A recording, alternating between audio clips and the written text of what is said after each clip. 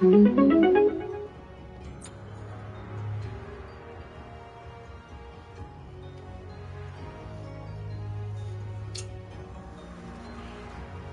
the writer of Dragon Ball Evolution, the abomination live action of Dragon Ball Z, has come out and apologized for the actual writing of this movie. He said, like, I did it for the money, I'm sorry. 7 years later, he apologizes. And today I'm going to read his apology. I'm going to tell you guys if I feel as if it's genuine, because listen, he's destroyed a lot of people's childhoods. Not in the sense that somebody's going to live or die because they don't get the right adaptation of their favorite series. The point is, when the Dragon Ball Evolution movie came out, nearly the entirety of the Dragon Ball Z fan base denounced it. They're like, this isn't ours, we don't want this, we don't like this shit, delete this out of our memories. There was only a small vocal minority that was like, yeah, the movie isn't that bad, but it was mostly because of the production, right? Their excuse was the production was great, it had the Hollywood money behind it, so it's watchable, right? I'm not gonna sit here and argue if the movie is watchable. That shouldn't even be a fucking question. Like, when you're touching the most popular anime franchise of all time, are you seriously going to greenlight a project like Dragon Ball Evolution? Like, what kind of shit were these guys smoking? It doesn't matter if it was watchable. It should be superb. It should make people want to come back and watch this. It should have the potential for future movies, right? But all of that was destroyed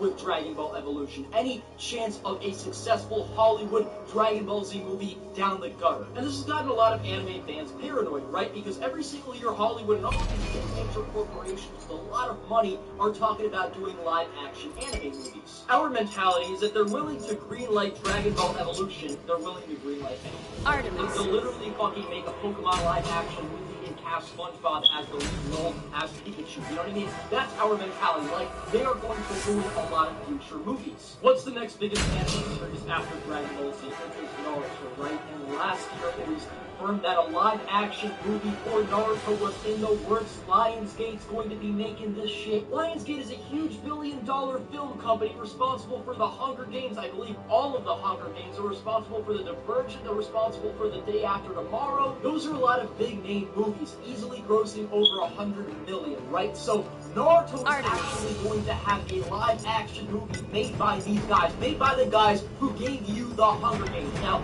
I've actually seen the Hunger Games. I've actually read a few of the books. I don't mind the series. I think the first book is brilliant. That's when the series felt new to me. You had these poor teenagers from a poor district entering this corrupt-ass city, engaging in this Colosseum fights, and only one person could survive. I'm not going to spoil the ending. More than one person survives, pretty much. Regardless, I do like some Lionsgate movies, but oh boy, Naruto is a very sensitive title, especially to us Naruto fans. They cannot greenlight some bullshit. They cannot make no Naruto Evolution. And today we're going to be actually reading the apology of the guy who wrote Dragon Ball Evolution. And there's something a little bit scary at the end, guys. So I knew that it would come down to this one day. Dragon Ball Evolution marked a very painful creative moment in my life. It was a very painful moment for all of us Dragon Ball Z fans as well, when we're watching this story that has nothing to fucking do with Dragon Ball, with the exception of Dragon Balls and maybe some of the similar characters, which you completely failed in casting the right roles for. And it's not even that much about race for me. I mean, I am white, of course, so I don't really have a problem when Hollywood decides to use white actors. I'd be lying to you if I told you I had a problem with that. And yes, they're looking at it from a money standpoint, so they're always going to make more money with a main white role versus a main role of anybody else. But it's not always about race. For instance, Scarlett Johansson is the main lead role, apparently, in this new up-and-coming Ghost in the Shell live-action movie, and I'm excited to see that. I like Ghost in the Shell. It's very futuristic. I love the whole replacing the body parts for mechanical parts kind of theme.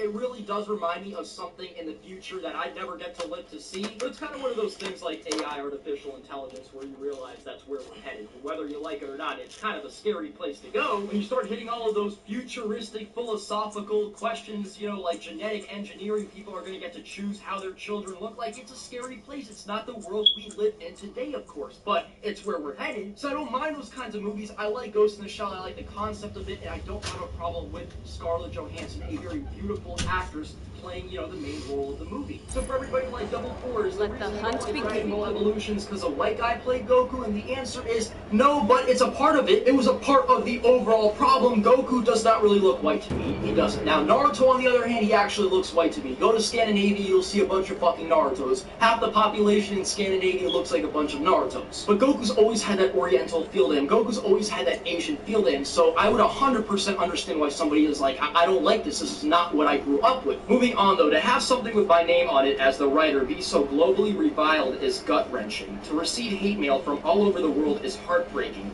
I've spent so many years trying to deflect the blame, but at the end of the day, it all comes down to the written word on page, and I take full responsibility for what was such a disappointment to so many fans. I did the best I could, but at the end of the day, I dropped the Dragon Ball. You dropped the Dragon Ball. I want to drop your head. You see, the problem with this explanation is it's not genuine. Like, when you're apologizing 7 years after the atrocity of Dragon Ball Evolution, and your excuse is, you know, I tried my best, but, you know, I still dropped the Dragon Ball. That shit doesn't sound genuine. It's like me taking a big giant bat, swinging it at somebody's face, knocking 10 of their teeth out, and then, you know, taking them to the dentist to get 2 of their teeth fixed, and then expecting a thank you. What the fuck? I went into the project chasing after a big paycheck. So basically the whole thing about you trying your hardest and you dropping the Dragon Ball, all of that shit is garbage because you just said that you literally wrote the movie for money. Listen, when you're in a big industry and you're doing entertainment, money is a part of the equation. Let's not lie to ourselves. When you're doing any work or any business in general, money is a part of the equation. But when it becomes 90 to 100% of the equation and you're not a fan of the series and you're writing something that is so close to a lot of our hearts, you're fucking all of us over. That's the problem. At the end of the day, if you're doing this for money, read the entire series. Ask us about our opinions. Do this, do that before you greenlight the shitty fucking script that you wrote, and you ruined a lot of our days when we went and paid money to see this fucking movie. It was terrible. It was an abomination. You were chasing after a big paycheck. Okay, fine. Chase after the paycheck. Read the series. Talk to some Dragon Ball Z fans instead of greenlighting the shitty fucking script. Like, what did you read? This is not Dragon Ball. Did you read some fanfic or some shit? I'm just saying, it was god awful, and I have a feeling that the Death Note live action that Hollywood has their hands on will come out of the too. I have a feeling that they're going to butcher that as well. I mean, Nat Wolff is playing Light Yagami. Nat Wolff does not feel like somebody who should be playing Light Yagami. He doesn't look like Light Yagami. He's a much better person to play Light Yagami. I've literally walked to my local gas station before, seeing maybe 20 to 30 faces, and at least one of those faces would be just as good of a pick as Nat Wolff. So you could do better, Hollywood. I'm just saying. I went into the project chasing after a big payday, not as a fan of the franchise, but as a businessman taking on an assignment. I have learned that when you go into a creative endeavor without passion, you come out with suboptimal results and sometimes flat out garbage. So I'm not blaming anyone for Dragon Ball but myself. As a fanboy of other series, I know what it's like to have something you love and anticipate being so disappointing. Yeah, I don't really think you should. Dragon Ball fans out there, I sincerely apologize. I hope I can make it up to you by creating something really cool and entertaining that you will like, and that is also something I am passionate about. That's the only work I do now. No, please, just your apology. I accept your apology. Just please go to an island, move to an island, never write again. There's only one reason why this is coming out now. I feel like this guy's probably going to be involved in another anime work. He's going to be involved in another big project. Now, I'm not saying he's going to necessarily be involved with Naruto, but it's possible. You see, with me, I constantly question people's motives. What reason could this guy possibly have to be saying this right now? For the people saying that this proves that he's not a bad writer because he was just doing this for money and he wasn't a fan of the series, listen, all you have to do is go on a wiki page and read a few sentences of the Dragon Ball Z plot to come up with a better story than Dragon Ball Evolution. And you see, this is making me feel like he's just doing this because he wants to, like, erase that past and he wants to live on something else possible that a lot of people really do sensitive to. Because it's not like him saying I did this shit for money will automatically get him hired, of course, to do a big project. Though 7 years later, his reputation being butchered regardless of the reason, with Naruto being confirmed to have a live action in the works. Why is this coming out now, guys? And we're getting into some scary territory here, because we do have the director confirmed for this Naruto live action. His name is like Michael Gracie, I believe, but we don't have the writers, we don't have all the guys behind the scenes, we don't know the people greenlighting this shit. And I do feel like live action anime movies are slowly getting better. For instance, Edge of Tomorrow came out last year, and it was fantastic. Tom Cruise fighting aliens, rewinding time, you had that hot girl there. It was an awesome movie, I loved it all the way through. And I'm somebody who read All You Need Is Kill, and I actually watched the movie, and I'm like, yeah, they did this pretty well for Hollywood. I'm just saying. So anime live action movies hopefully will get better, but Naruto, like, the fact of the matter is, with this guy apologizing right now, I'm not saying that he's necessarily going to do that writing this movie a whole man that's going to be lying the worst like fucking decision ever. They're not going to take a guy who butchered one of the biggest series to do another one of the biggest series. They're just not going to do that, like, of course, unless they're fucking stupid. I mean, this guy's saying that he just did it for the money and he wasn't a fan of the series. So are they going to attach this guy to Naruto? they're willing to do that, maybe because of the publicity that we on a lot of us to go out there and see this movie just to rant on it, but we are getting into a dangerous place if we allow these apologies to go wrong. We actually accept this apology now, if we accept Dragon Ball Evolution as just a simple mistake that can possibly happen again, it will happen again, and next time it will affect us Naruto fans. It affected the Dragon Ball Z community, I'm sort of a part of that community as well. Here are the unanimous facts about the story. It's not going to be that scares me just a little bit. They're going to have to really find a balance. When it comes to race, I've said this in the past, I want Naruto to be somebody from like Scandinavia, somebody Germanic looking, right? Sakura should also be white. You could have Sasuke be Asian, you could have Rock Lee be Asian, you could have Tenten be Asian, but here's the thing, Hollywood has their hands on this. They're going to cast a main white role. They know it's going to sell more automatically. You can always debate, well, is it right to sell out or, you know, to do things that would sell more even if it's less authentic? There is a debate to be had about that. The facts are the facts, though. America's still majority white, so who's going to be buying most of the tickets? It is white people, right? And they're going to have a white role just because, again, it's going to sell more in the end. The best thing we can do is have as much diversity in the movie as possible, specifically Japanese people. They created this series. It is theirs. You could have a lot of black characters from the Hidden Cloud Village, Killer B, A, Darui, Omoi. I hope they integrate Shippuden into the story just because, again, it would create a bigger world. Though I don't know if they're going to do that. They're going to have to find the right balance, specifically pacing. This is probably going to be an original story, guys. Meaning it's going to be even less authentic. I wouldn't mind if they did something where Naruto had to be Genki, then a Shinju, then a Jonin, and then he became Okage at the end of the movie, even though, again, you're really going to have to compress a lot within an hour to have Naruto go from Genin to Okage. They're going to have to do a few time skips in between, and I swear if they greenlight some shit where Naruto hates Shinobi because he becomes a ramen chef or some shit, and then eventually he's convinced to be a ninja because the village is attacked, and then the whole world sees him do something crazy, and then he becomes the leader. I'm gonna bomb this. I don't want to get arrested. Even like, I will blow myself up in a place where there's no people. I will say that.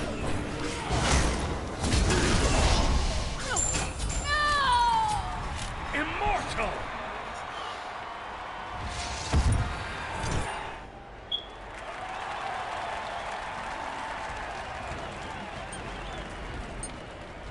It's only been about a day since the release. Tony's parents have quite a secret.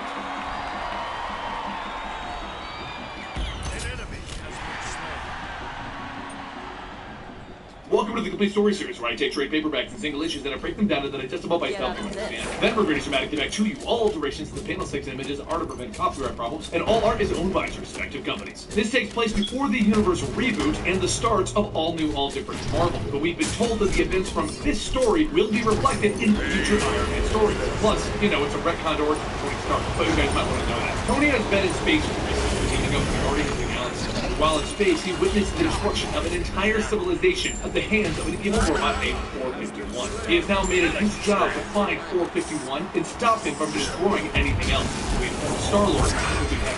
He has a mission. He recruits a bounty hunter named Death's Head to help him in his search, and they go back to the destroyed civilization to pick up a signal and track 451. This leads the two of them to 451's signal on a doomed ship that he commandeered, where Tony tells Death's Head to try and take him alive. But if they need to kill 451, they will. But as they prepare to ambush 451, Tony realizes his mistake. 451 already hired Death's Head to work for him and bring Tony to him. 451 already hacked Pepper, which was the AI inside of Tony's armor taking control of all of Tony's systems. Tony is helpless and at 451's mercy. Death's Head leaves with his payment, and 451 walks Tony into the deeper recesses of the ship. Tony argues with him, but 451 sits him down and intends to show himself. Something that might convince him to help with 451's master plan. Tony tells him that he won't be helping in any ridiculous plan. As he begins the old movie reel, Tony sees his father, Howard Stark, on the screen. Son, there are things that I haven't told you, things that are going to be hard. I hope you can forgive me. We love you so much. This is for the future. First, we did this for you. And Tony shot 451 walks up behind Howard Stark. Son, we need you to know the truth. You may need a drink. And 451 interrupts. It's not a ridiculous plan, Mr. Stark. It's a long one. You see, half a lifetime ago, Howard and Maria Stark finally managed to have a child. The doctor told them his baby wouldn't come to term. At least, they should hope that he would. Howard was lost. How could he have all of this infinite power, money, and not be able to save his own child? So he decided that there had to be an answer out there. He started a journey to find that answer. He went around the world, but in the end, he ended up fittingly in the Last Chance Bar in Nevada. He met with an alien that works for an alien family that runs a casino. The owner of the casino got his hands on a robot that had a mountain of data that might be useful to Howard Stark. Conveniently, the robot gave this alien named Rolo a list of humans that he would like to have help him escape. Howard Stark was moving up. Howard Stark decided to assemble a team of Jimmy Blue, the Bear, Nessa the Kitten, Dum Dum Dugan, and Thunderbolt Ross to break in and get that robot. The plan was brilliant, as you assume from Howard Stark. The alien had a personal social technology, and Howard rigged the robot with it and his team. Using other members of the team, he made it seem like they stole the robot. The alien family freaked out, grabbing Howard's inside van and ran to the outskirts of town where the meetup was supposed to be. But then all of Howard's team began to reappear in the room with the robot, who was actually still there, and they blew the roof off of the casino and they got airlifted out of it. Back in the present, Tony tells 451 that he doesn't believe any of this. It's crazy. But 451 insists that Tony will see that he did this for a good reason. And he gasses Tony with the setting. Howard Stark and the Stark 7 ended up going against the alien family again because the family threatened to find and kill Howard's family for the theft. And while Howard killed one of the men, 451 killed all of the aliens behind Howard's back. Then, 451 genetically altered the DNA of the child and left Howard to his family with each of them hoping that they would never see each other again. Howard walked into his home where he saw Maria with his baby. She asked, "What do we do now?" Howard put his chin in his hand and he told him, "We love him, I guess." Back in the present, 451 explained that's how Tony came to be. Tony didn't want to believe it. He was furious that he still couldn't even control his own body because 451 was still controlling the armor. But 451 continued to explain. You see, Earth needs a nuclear deterrent, something to scare off the beings in space known as the Celestials. We have that 451, and we have Thor. 451 continues. The scale that he is talking about wouldn't even be phased by a Thor, and he wants Tony to be the pilot for this remnant, the 25,000-foot-tall exoskeleton suit, the God Killer. Meanwhile, Death's head gets a report about a robot with information that's missing. He realizes that he just passed up on one heck of a payday. He decides to go back and find this 451. 451 and Tony land on a planet housing the God Killer. Tony can see the destruction this thing is capable of. 451 also says that this is the only thing capable of beating a Celestial. Before this war, there were Celestials throughout the entire galaxy. They step inside and 451 activates the God Killer with an autopilot course for Earth as it lifts off, destroying the very planet that it was just standing on. 451 explains that's why they need a pilot. They'll crash into things on autopilot. Tony tells 451 that the first thing I'm going to do in the pilot seat is step on you, 451. You would have, but once you bond with the God Killer, you will be considerably more mental. The creators kept their pilots on a short genetic leash. I've tweaked it so you'll align perfectly with my plan. Yeah, didn't think that was a big hole in his plan to go. But that's when things get interesting as Death's Head arrives and begins blasting at 451. He quickly orders Tony's suit of armor to open fire on Death's Head. So Death's Head blasts Tony through a wall. Tony then asks Pepper what directive 451 gave her. She tells him to curtail any hostile actions against 451 or the vessel and murder the suit. Tony smiles. Wasn't planning on leaving. Let's go on a tour to lose the signal. And he blasts off. 451 runs as fast as he can away from Death's Head. And just as Death's Head is about to smash him, he hacks into the robot, taking control of it. Tony gets to the deepest parts of the God Killer and he shuts down the Pepper AI. Then he goes into dummy mode where the suit will only respond to his muscles and he runs. 451 quickly realizes that he lost Pepper and therefore he attacks the suit. And Tony has 4 miles of robot protection. So 451 decides to bring Death's Head into the fight. Death's Head begins chasing Tony around, and Tony has none of his suit's normal defenses. But luckily, 451 left Death's Head with his bullets. And he explains to Tony that he was going to kill him because he found Tony by tracing the signal of his armory. The one that he brought with him when he and Death's Head traced 451's signal. You know, the one that's in the loading bay. Tony smiles. My armory's here? Thank you. 451 freaks out. Silence! Leaving you the freedom of speech was a mistake. That's always been my problem. I try to be nice. Tony runs into the hallway and he hacks into his own repulsors so that he can fire them like lasers. 451 takes off into the sky to chase him, but Death's Head programming is to protect 451. So he jumps off, grabs against plummet with him to the bottom of the God Killer to protect him from the blast. Tony rides the elevator up stating, Death's Head, I owe you one. And 451 tells Death's Head to let go. So Death's Head falls to his death, which saddens 451. But it's time to get Tony. He has a new plan to do that. He redirects the God Killer armor to a planet. The only way to stop it is to put a pilot in place. Having only minutes, Tony sees no other answer, so he runs over to an interface station and he puts on the helmet thinking to himself, it's time for the Avengers to step up and stop me, hopefully. But the helmet doesn't work. He can't interface. 451 has calculations wrong. He looks in horror as he's rocketing right for the planet, and he calls out to 451, "You got it wrong! You need to stop this!" But it's too late, as the God Killer armor goes right through the planet, destroying it and all of its inhabitants. 451 looks saddened by the loss of life. "Cold, Tony. I thought I made you better than that. No, my goal is still valid." And he redirects the God Killer to crash through Earth. Tony will take control of it. Tony speeds over to his armory with a plan in mind. He grabs a new suit of armor, and he hardlines into all of the armors that are in the armory, while he activates an earlier version of Pepper free hacking. 451 makes projections of himself, and they begin a raw battle with no chance of hacking. Tony and his armors versus 451 and his projections, except Tony's armors are much better at fighting, and Tony uses the confusion to shoot out 451's hacking device. He then walks up to the rest of the armory to walk out with his biggest armor that he brought, and he bombards all of the projections, dissipating them. He then walks over to 451 and he shouts at him, "You wanted me to understand, but now it's your turn. Look, 451, look!" Tony drags him over to an interface and he shoves his hand into it. "Nothing is happening! You failed! I can't control this!" 451 is stunned. How did he get it wrong? It should work. Why isn't it working with Tony's DNA? And then he counts. 400 years, 451 millions dead to justify the means. He gets stuck in a loop. One must not act. One should not have acted. One must not act. One should not have acted. Tony starts shaking him as they get closer to Earth. 451, stop the God Killer! But he's stuck in the loop, and Tony can't break him out of it. "You made a mistake! Own up to it! Act!" So 451 sends out the command, "God Killer, abort." Then Pepper reports that they've missed Earth, but the God Killer is about to absorb itself into another dimension. 451 explains, he failed. He needs to remove the God Killer from this universe. And he locked both himself and Tony inside. All of his creations must be removed from existence. Tony starts to tell him that they need to leave, but 451 is stuck in another loop. One must delete the error. One must delete the error. And then he begins to delete himself. The countdown begins, so Tony grabs 451's body and he begins to rocket through the God Killer. He puts 2 and 2 together and he realizes that Death's Head got his tech from 451. So he hacks into 451's tech and then he gets the access codes, and then at full speed he escapes just as the God Killer is warping itself into another dimension. It then blinks out of existence behind Tony as he flees, and it is gone. He checks back in with the Guardians and then he heads home with the folks of 451. He has a hunch. He goes home and he gets some pizza, and then the real Pepper Potts surprises him with a party. Tony can't get his mind out of what happened and his secret origin.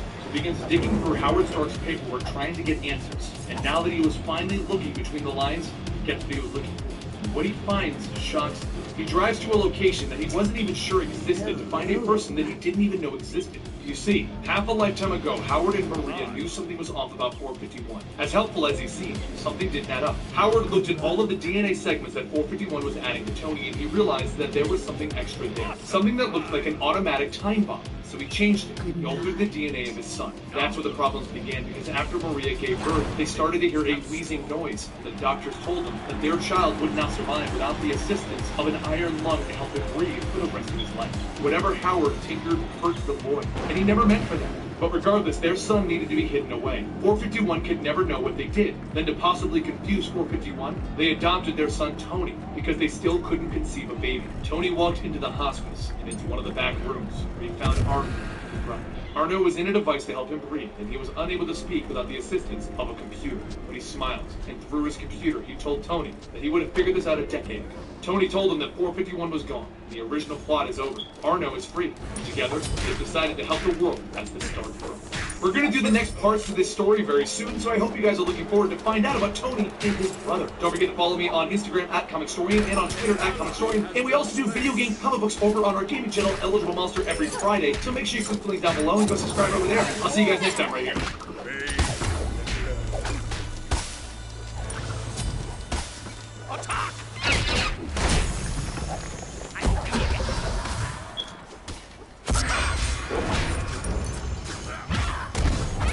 Steve Rogers had changed to his proper age, and Sam Wilson took up the mantle of Captain America. See how he handles his role.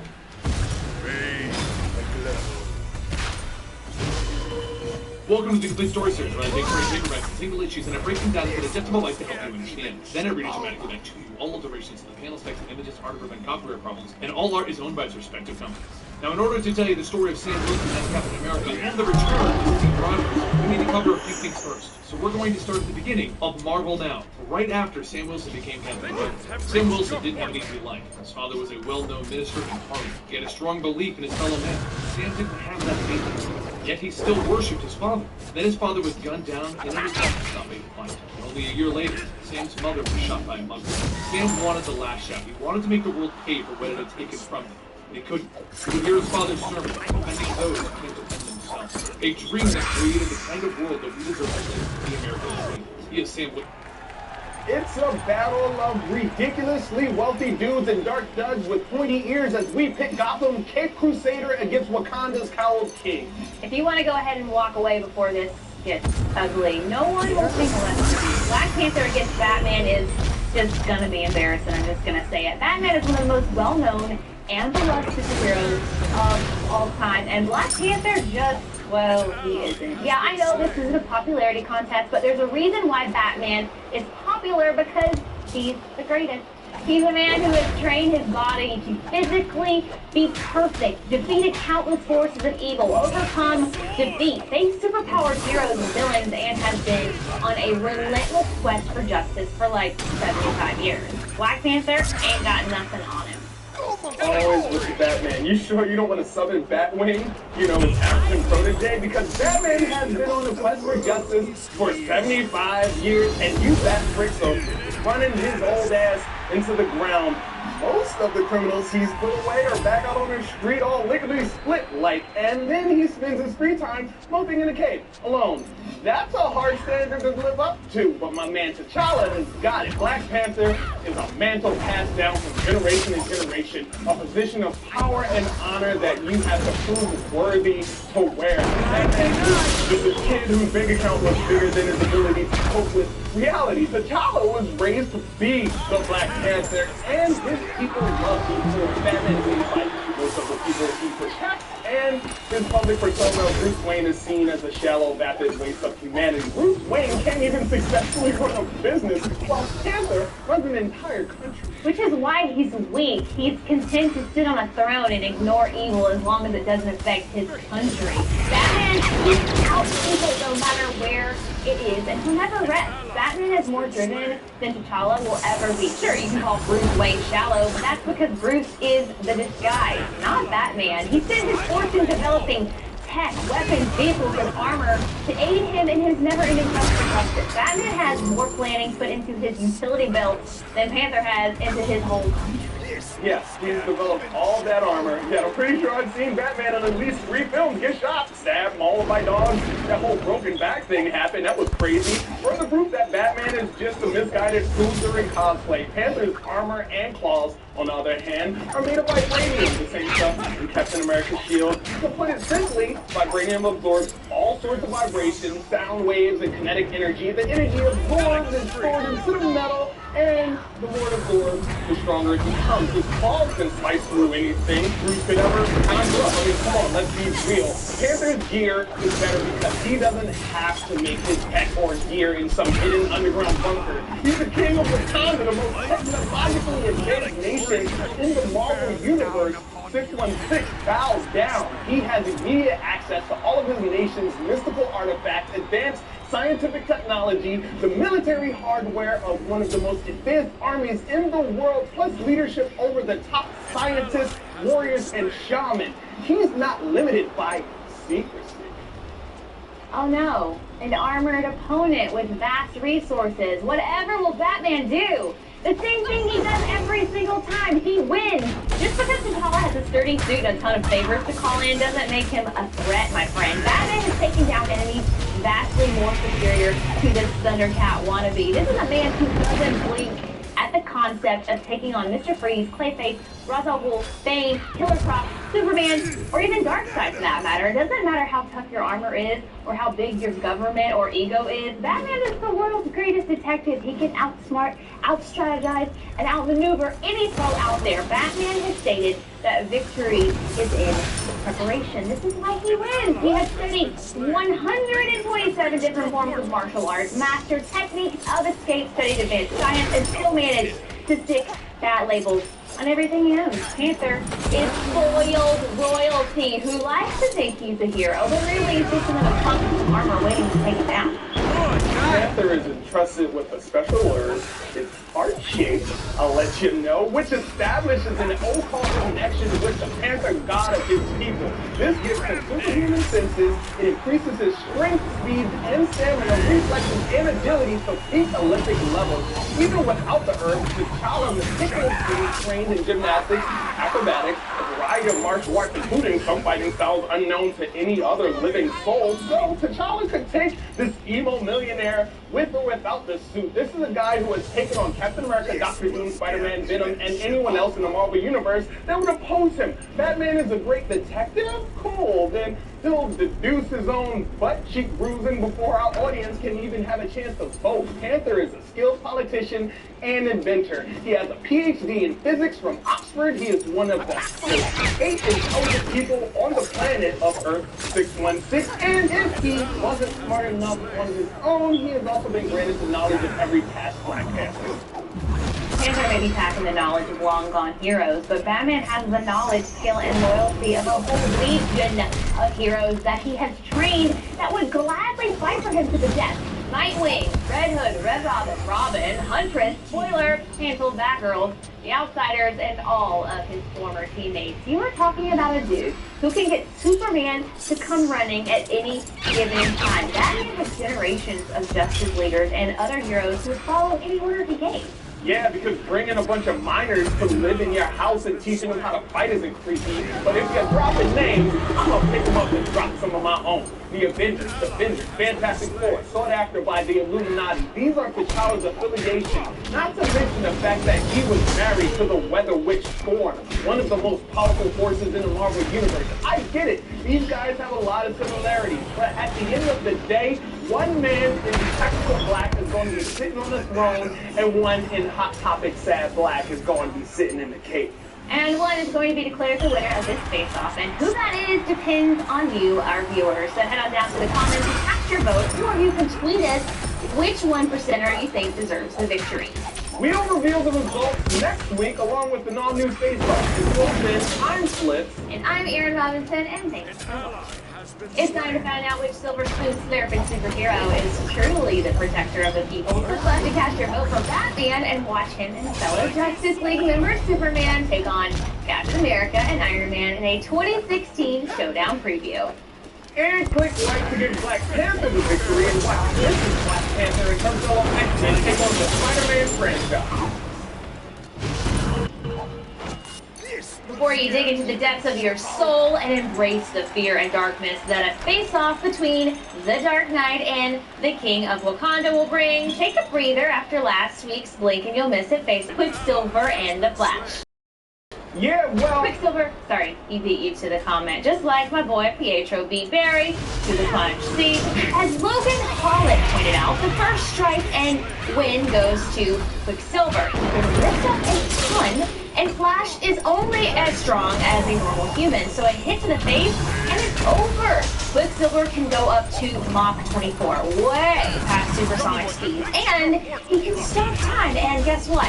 In X-Men Days of Future Past, Quicksilver could easily stop a bullet. Quicksilver is a way better fighter, thinks faster, and is more durable. There is no way Flash can win. Oh, we're starting with the DOFP argument. Okay, then I'll let Morbius speak for me on this one when he drops facts like the Flash goes as fast as light speed. Honestly, they aren't even comparable. If they race, Quicksilver loses badly. If they fight, Quicksilver again loses badly. 3 words, infinite mass punch. Flash wouldn't need that technique, but if he used it, it would be overkill. I can use comics as well, and Bentley Miltifer used those arguments against Flash fans as well, saying the Flash is insanely faster in his own universe.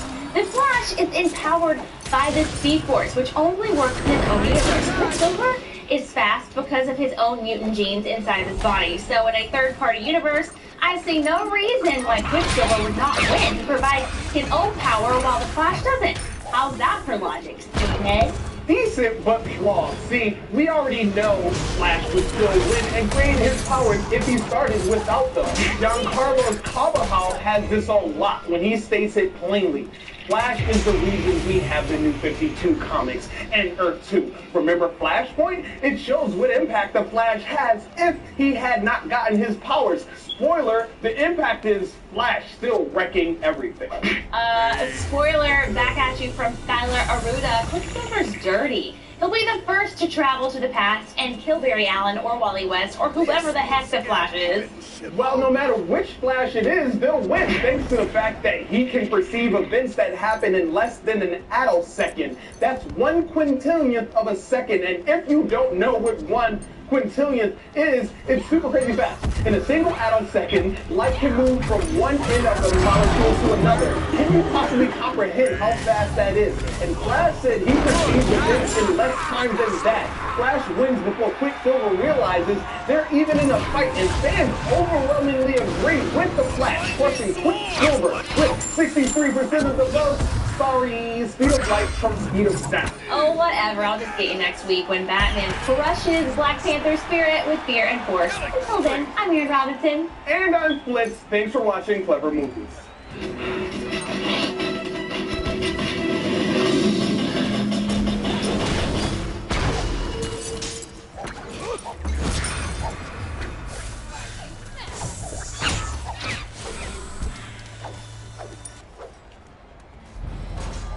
Strap in and hang on because two of the fastest comic book characters of all time race towards domination in this family face-off as supersonic mutant Quicksilver goes toe-to-toe against the Scarlet Speed Force commander, the Flash. You must have blinked because Quicksilver already won this face-off. Magneto's baby boy is velocity incarnate. His move ability allows him to reach speeds faster than that of sound, in some cases up to Mach 10. He can resist the friction, reduced oxygen, and kinetic impact, which would tear a normal human apart. Enough.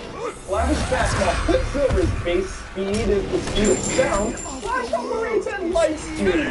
Flash doesn't really rely on the limitations of Newton's abilities. His speed is drawn from the Speed Force, a mega powerful factor that connects all of the heroes that bear the Flash mantle. He also has the ability to borrow speed from those around him, so he can take the insignificant speed of Petey and use it himself. While he may not have the mutant ability to withstand the force of his acceleration, he moves so fast, he generates an aura around him that not only prevents himself from being damaged, he even prevents his outfit from being affected. So not only will he ride faster than Quicksilver, but he'll also still be fresh. Well, this is no 50-foot race. There is a lot of mental focus needed to not run into a building at 400 miles per hour. Quicksilver's increased speed also causes his brain to process information at a much faster rate. Thinking faster means he can act faster and be ready to take anything that's thrown at him. Plus, he'll have a witty comeback before you can even think of the joke. Yeah, making those things fast, but the level of fraud is what counts. Barry Allen is a police forensic scientist. He not only thinks fast, but his intellect runs circles around Pietro. How stable do you think the mental capacity is of a man who has a seriously creepy, incestuous sister obsession and supervillain daddy issues? When Quicksilver lost his powers after House of M, he gave up and wandered the streets until he was arrested for vagrancy. This dude doesn't have the mental fortitude to take on the Flash. Quicksilver's thinking fast just means he's gonna have a mental breakdown quicker. He's hot-headed, impatient, and struggles to perceive the world at a normal pace. The only thing he's gonna break down is Flash's face. Quicksilver has been a member of the Brotherhood of Evil Mutants, the Inhumans, X-Factor, the Avengers, and is even an instructor in the Avengers Academy. He's trained with and fought alongside the toughest heroes and villains in the Marvel Universe, and he's even dodged Thor's lightning strike. This guy doesn't have to outrun or outthink the Flash because he can straight up beat it in a fight and then generate a cyclone to fling him halfway across the country. While Quicksilver's been dipping his vibrating toes in the bad guy pool, stopping him for decades, including Professor Zoom, aka Reverse Flash, future government name Leomar Sean, who is pretty much Quicksilver in a more stylish outfit. And did I mention Flash is a member of the Justice League? Yeah, Quicksilver may have some more teams on his roster, but he's friendless. He's a Billy Burner. The Flash has always been a staple of the greatest superhero team of all time. Oh, you want to talk about all time? Quicksilver so fast he can travel to the future for short periods of time. Doesn't matter how fast or smart or how well trained you are. When all Quicksilver has to do is pop out of nowhere and in this thing. And did I mention his time travel ability allows him to create infinite number of time-displaced duplicates of himself. Yeah, even if Flash could take one Quicksilver, there's no way he can handle 20. Plus, he's Magneto's kid and started out as a villain, so he has no shame about fighting dirty. Yeah, that time travel thing lasted a whole 5 minutes. You remember that? No. Nice try. Flash, on the other hand, has long been able to run so fast he can not only travel through time, but even cross into parallel dimensions. He can also whip out quantum tunneling and vibrate through solid objects if he chooses to. He can vibrate objects destabilizing their molecules, causing them to explode. This is a guy who can easily outrun Superman, but likes to compete with him for fun. He has ripped the motion out of a speedster villain inertia because he killed a Flash family member, turned his ass into a statue. Apparently, you're the one who blanked because this fight was over before it started. Flash. Well, since neither of us can travel to the future, I guess we'll just have to wait until next week to find out who won this face-off. But for now, it's time to ask you, our viewers, are you going to show the world that Quicksilver is truly the next step in Victory Evolution? Or are you going to embrace the speed force and prove that the Flash really is the fastest man alive, running circles around this battle? The decision is in your hands, so follow us at the speed of sound to the comment section, or cast a vote on Facebook or Twitter at Couple Movies. We'll reveal the results next week along with an all-new family face-off. Until then, I am Flips. And I am Aaron Robinson. Thanks for watching. It's time to find out who truly is the fastest man in the world. Click left to cast your vote for Quicksilver and watch him take on his Papa Magneto. And click right to get Flash to victory and watch fellow Justice League member Aquaman take on Namor.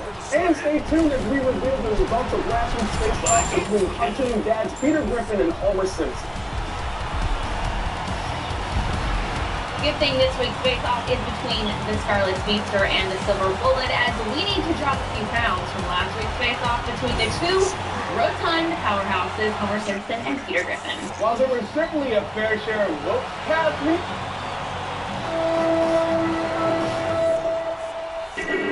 who lives on North Sentinel Island? You can turn back now, or learn the stuff they don't want you to. Hi, welcome back. Matt behind the camera, I'm Dave. That makes the stuff they don't want you to know. This week, Matt and I covered secret places. Very different secret places. We covered RAF, Men with Gold, or Run with All the Golf Balls, or Secret Raiders.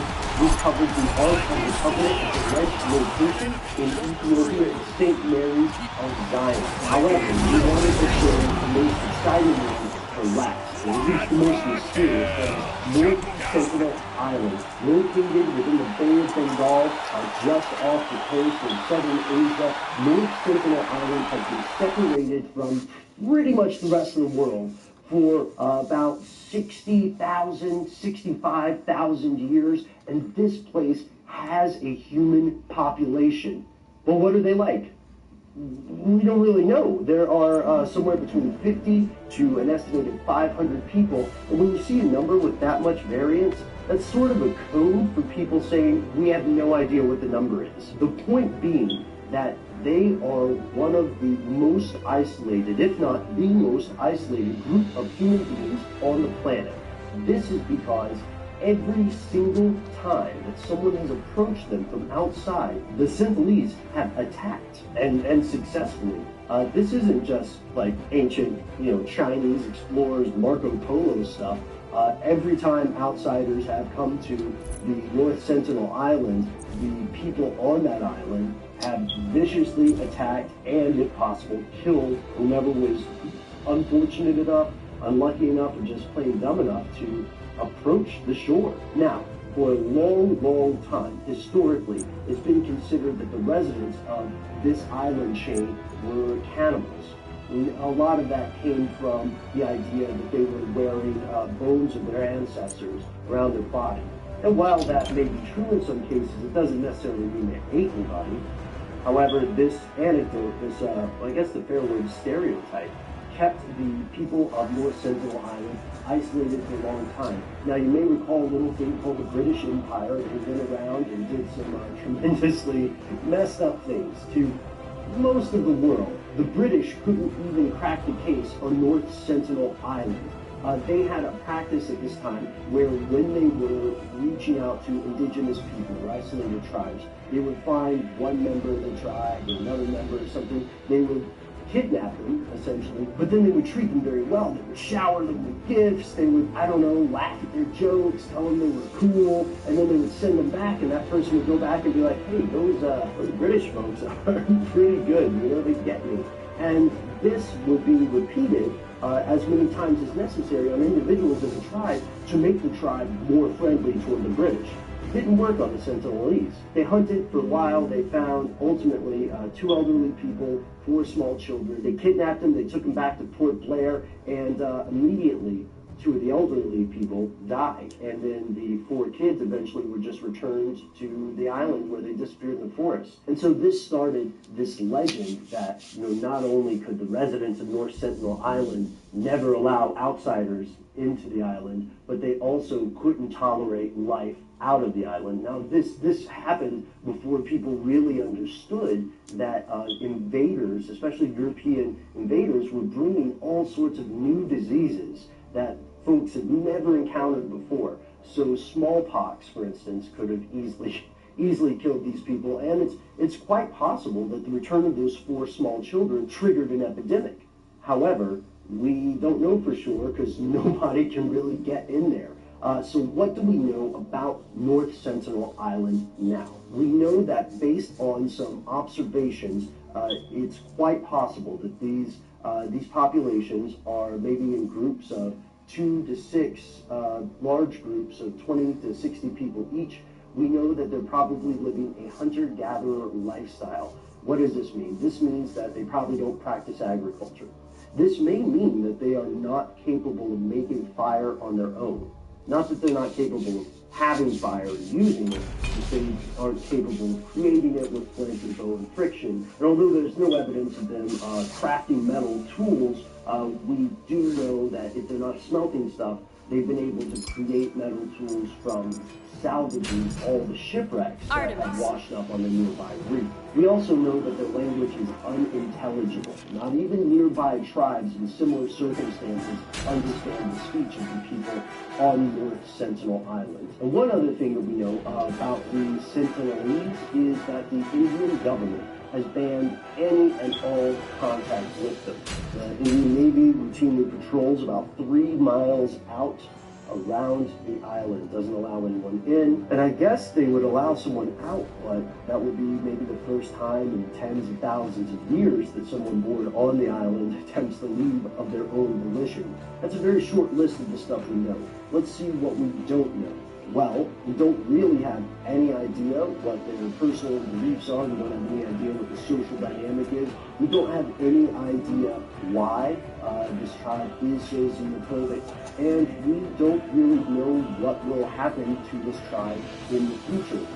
One of the more recent news items about the group was that in 2004, a deadly tsunami went through the Bay of Bengal, devastated the area, so a helicopter was sent to fly over North Sentinel Island to see if anyone survived. Apparently, the Sentinelese, who somehow knew the tsunami was coming in advance, were able to leave from their low-lying area, find some high points for shelter, and then the first person that they see on the island is this guy who runs out with a bow and arrow and starts taking headshots at the helicopter.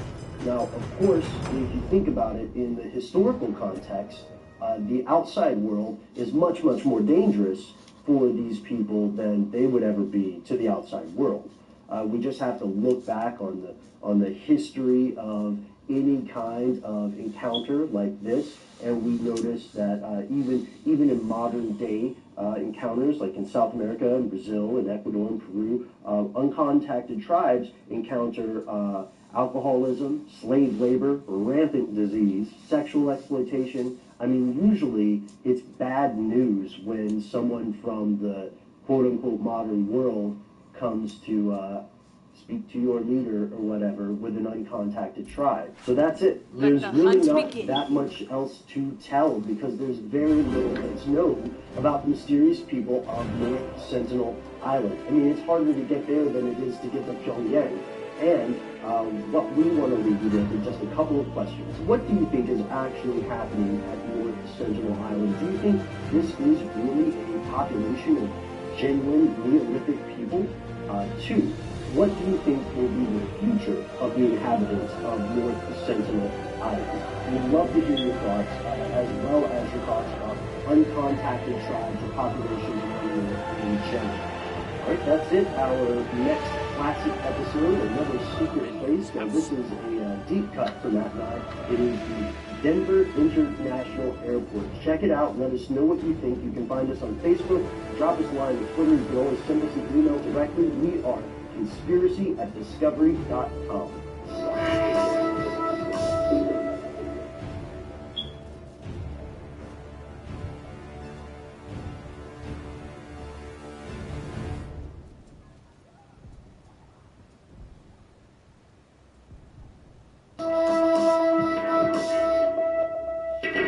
What's the truth about water-powered cars? You can turn back now, or learn the stuff they don't want you to know. Hi, I'm Ben, that's Matt behind the camera, and that makes this stuff they... We all like the idea of stumbling across some ancient treasure in our garage, in our attic, and in our basements. But in reality, the only things most of us will ever find are stacks of interesting modeling magazines, and clothing only your father will still find hip enough to wear. But there are many great treasures which mankind has misplaced over the centuries, and we only know of their existence thanks to the documentation preserved by those who searched in vain to find them during their lifetimes. Somewhere out there in the world today, there are undiscovered halls of gold and jewels, mysterious caves full of precious artifacts. Oh, and also a whole bunch of fancy eggs that people can't seem to find. Have you got your metal detector and pirate treasure map at the ready? Good, because here are the top 7 undiscovered treasures.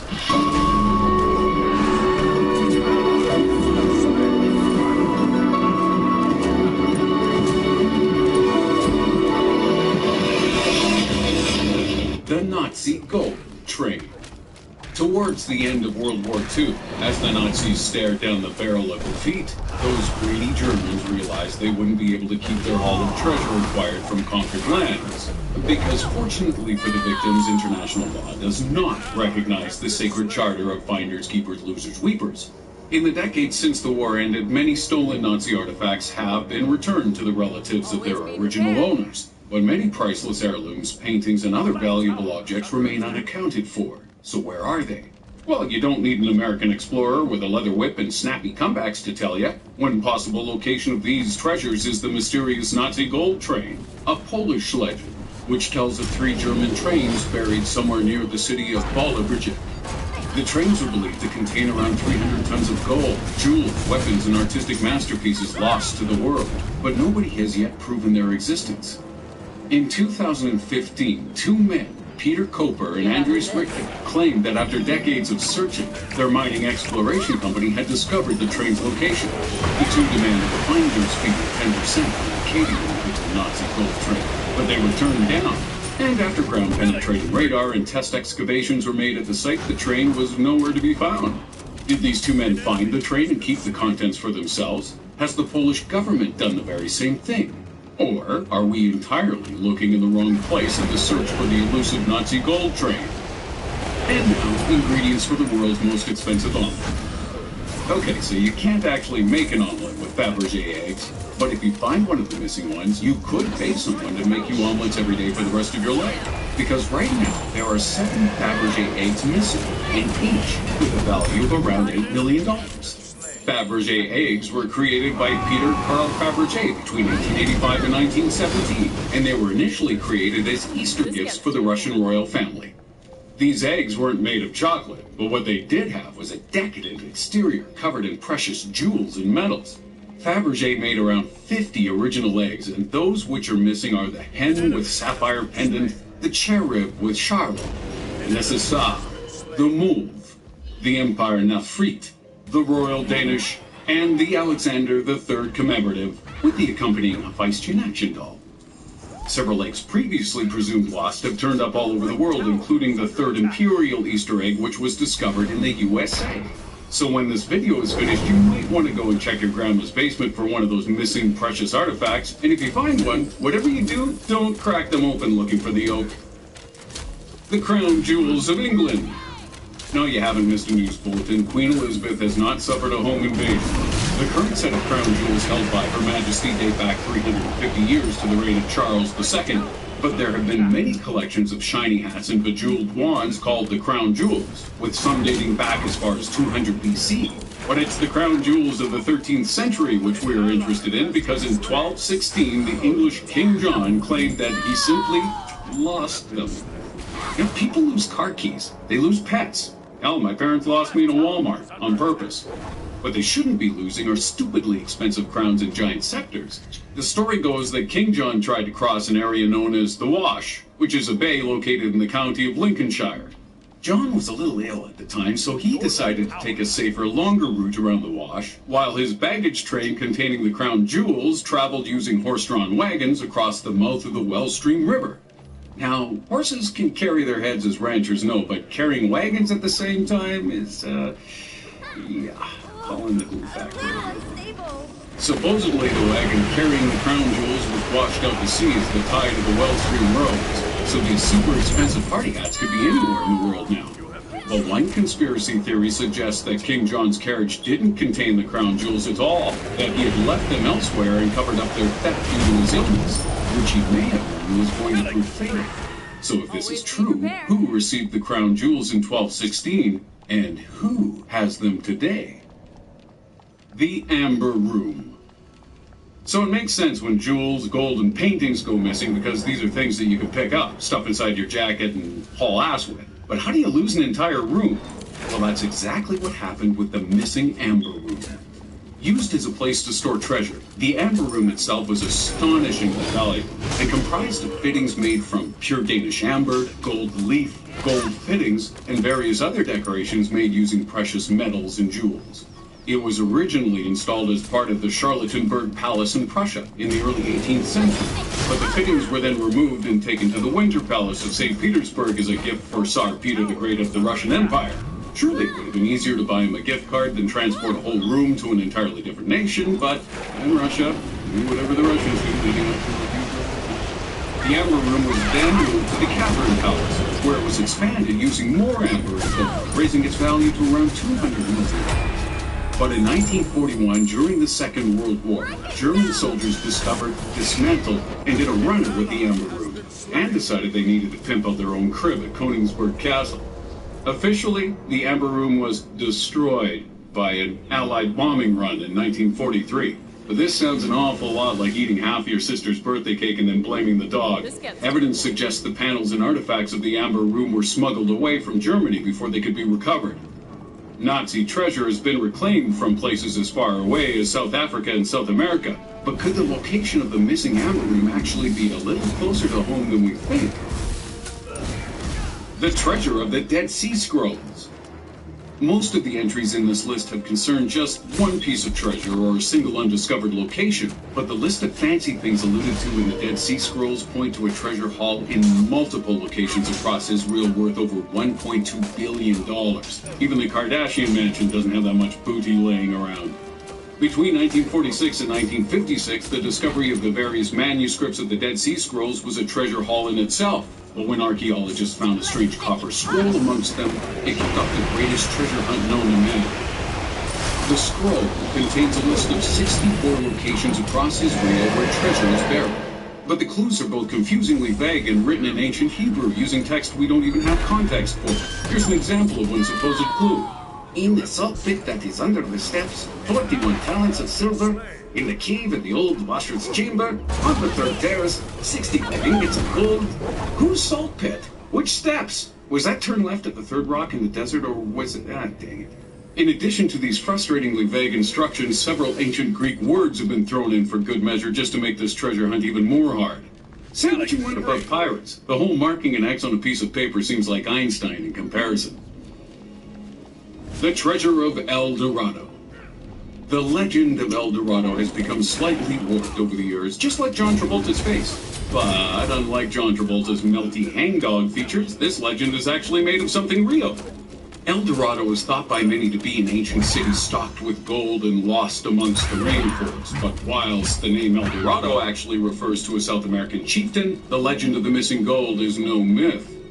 In the 16th century, the people of the Incas were subjected to repeated invasions from the Spanish, and this war lasted over 40 years before the resistance finally caved in. The Spanish were eager to conquer because they too heard of the vast quantities of gold hoarded, particularly in the city of Paititi. But when they overran the city's defenses, what they found was a vault with as much gold as you'd find in a piggy center bank account. The myth begins with the Incas fleeing into the forest with their treasure of gold bars, jewelry, and artifacts and set up a new city somewhere deep into the jungle. Evidence points to this city being somewhere in the region of Brazil, and satellite photos have shown clear signs in the rainforest of ancient yet significant settlements dotting the area. Archaeologists are in the process of investigating many of these sites, and with good reason. If the myth is true, we could be looking at a treasure trove worth nearly $10 billion. The treasures of the Knights Templar. The legend of the Knights Templar continues to this day thanks to crazy conspiracy theories about their links to Freemasonry and Jesus, the mysterious meetings of the Bilderberg Group, and that crappy god-awful book by Dan Brown. But the Knights Templar did exist for several centuries, and in that time they acquired great riches thanks to their aggressive actions and generous benefactors. The Knights Templar were originally conceived as a military group tasked with protecting Christians making the journey of pilgrimage to Jerusalem. Because of the religious nature of their duties, they were often gifted huge amounts of money, and Pope Innocent II actually declared the Knights Templar a charity, sort of a twisted medieval version of the American Cancer Society, with swords and killing anyone who didn't agree with stamping out cancer. Because of their immense wealth, the Knights Templar actually created their own banking system. And the combination of continued donations, military raids, and presumably super high interest rates meant the Knights Templar acquired untold billions in property, land, treasure, and cash.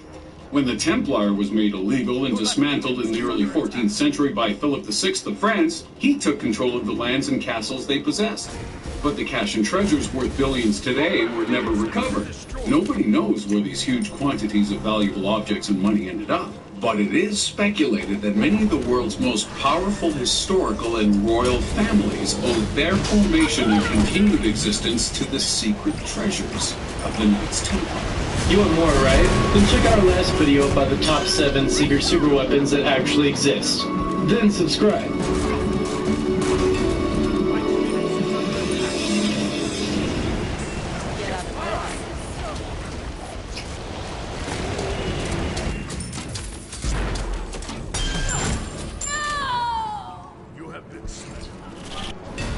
I don't know about you, but when I think about crazy religious cults, I imagine people in robes chanting, holding candles, worshipping aliens, and drinking Kool-Aid laced with poison that makes you go sleepy bye-bye. The stereotypical image we have of religious cults comes from the wacky antics of movements such as Heaven's Gate and those involved in the Jonestown Massacre. And so it's no surprise that when you mention the word cult, people get a little bit scared. Over the years, cults have been responsible for mass suicides, terror bombings, and forcing Katie Holmes to marry Tom Cruise, which I think is totally the worst one. But if you thought these crazy cults and churches were consigned to the past, then you're wrong. Have you heard of the strange environmental cult dedicated to reducing human numbers? Are you aware there's a tribe that worships a real human prince? What if I told you about the spaceship worshipping Tom Cruise solely for the purpose of getting into the lane? I bet you want to hear about that, wouldn't you? Well, okay then. Let me use my human mouth parts to tell you about the 5 freakiest cults and churches that still exist today.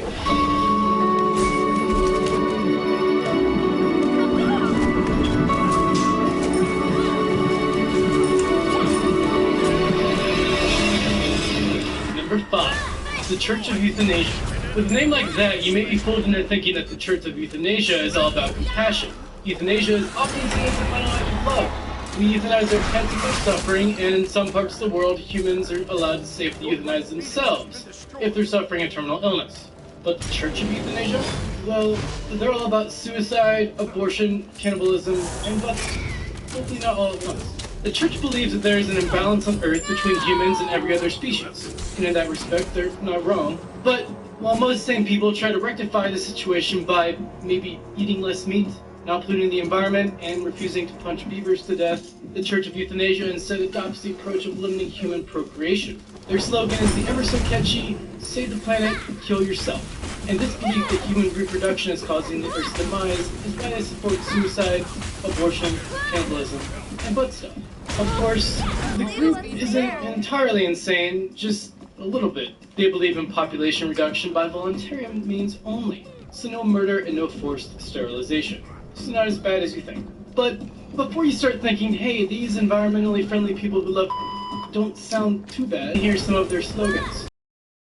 Such as, suppress, commit spermicide, human extinction while we still can. And their most popular one, eating queer fetuses for Jesus. I mean, sure, it's pretty damn catchy, but then so is Beaver's last track. And I'll be damned if I'm eating a baby corpse for that guy.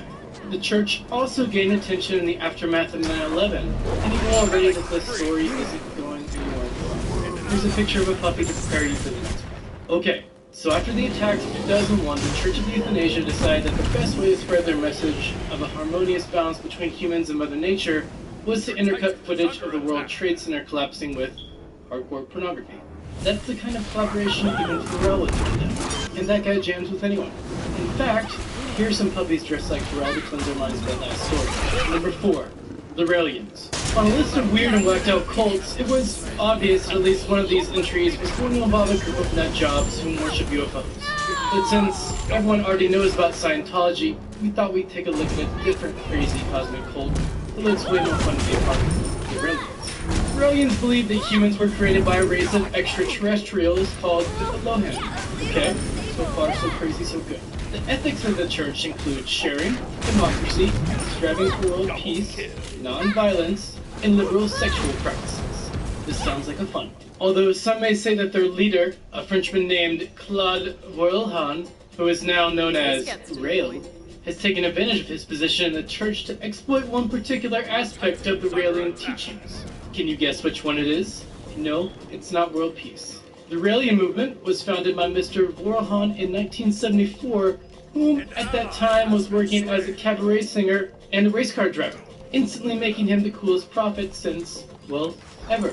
Sorry, Buddha. Anyhow, the man now known as Rael claims to have met an alien named Yahweh, who enlightened him about many things, including how man came to be, what path humanity should take, and how the future is going to be full of sex robots. Until such a time as sex robots exist, the Raelians believe that a liberal attitude towards sex should be encouraged. That's something I'm going to disagree with. Rael himself has his own dedicated group of women called the Little Angels.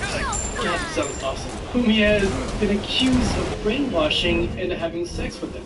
Other accusations against the group include faking the cloning of a woman in 2002, and insensitivity over their continued use of the swastika. The Raelians have attempted to reclaim the original peaceful meaning of the symbol. However, to further prove their ignorance of its modern emotional context, they went one step further and combined the swastika with the Star of David to create a fancy new logo. I mean, that's like mixing Pepsi and Coke. You just don't do it. Although, to be fair to Rael, he did try to make up for offending Jewish people, Europeans, and everyone else the Nazis terrorized by offering to clone Hitler. He suggested that the world could put this Hitler clone on trial and punish him for the crimes of his original self, and that is a movie I would pay to see. But the Raelians aren't solely known for their weird relationship towards Nazis and creepy sex stuff. The group are also activists for anti-war movements, genetically modified food, sex-positive feminism, and the topless rights of women. Oh wait, no, we're not back to the creepy sex thing again, or are we? It's almost like this guy Rael took a leaf out of L. Ron Hubbard's book. L. Ron Hubbard was the founder of Scientology, and was once quoted as saying, if you want to get rich, start a religion. If you ask me, Rael just replaced the word rich with laid, although what do you expect? He is French. Number 3, the Japanese doomsday cults. The only thing worse than one doomsday cult is 2 doomsday cults. And that's exactly what happened when the infamous Aum Shinrikyo split in 2007 into 2 equally messed up organizations. Aum Shinrikyo was founded in the mid-1980s by Chizu Matsumoto and amalgamated several aspects of different world religions into one big melting pot of stupidity. Matsumoto changed his name to Shoko Asahara, and after declaring himself the Christ of this new movement, he outlined a series of prophecies which mostly led to your typical Armageddon scenario.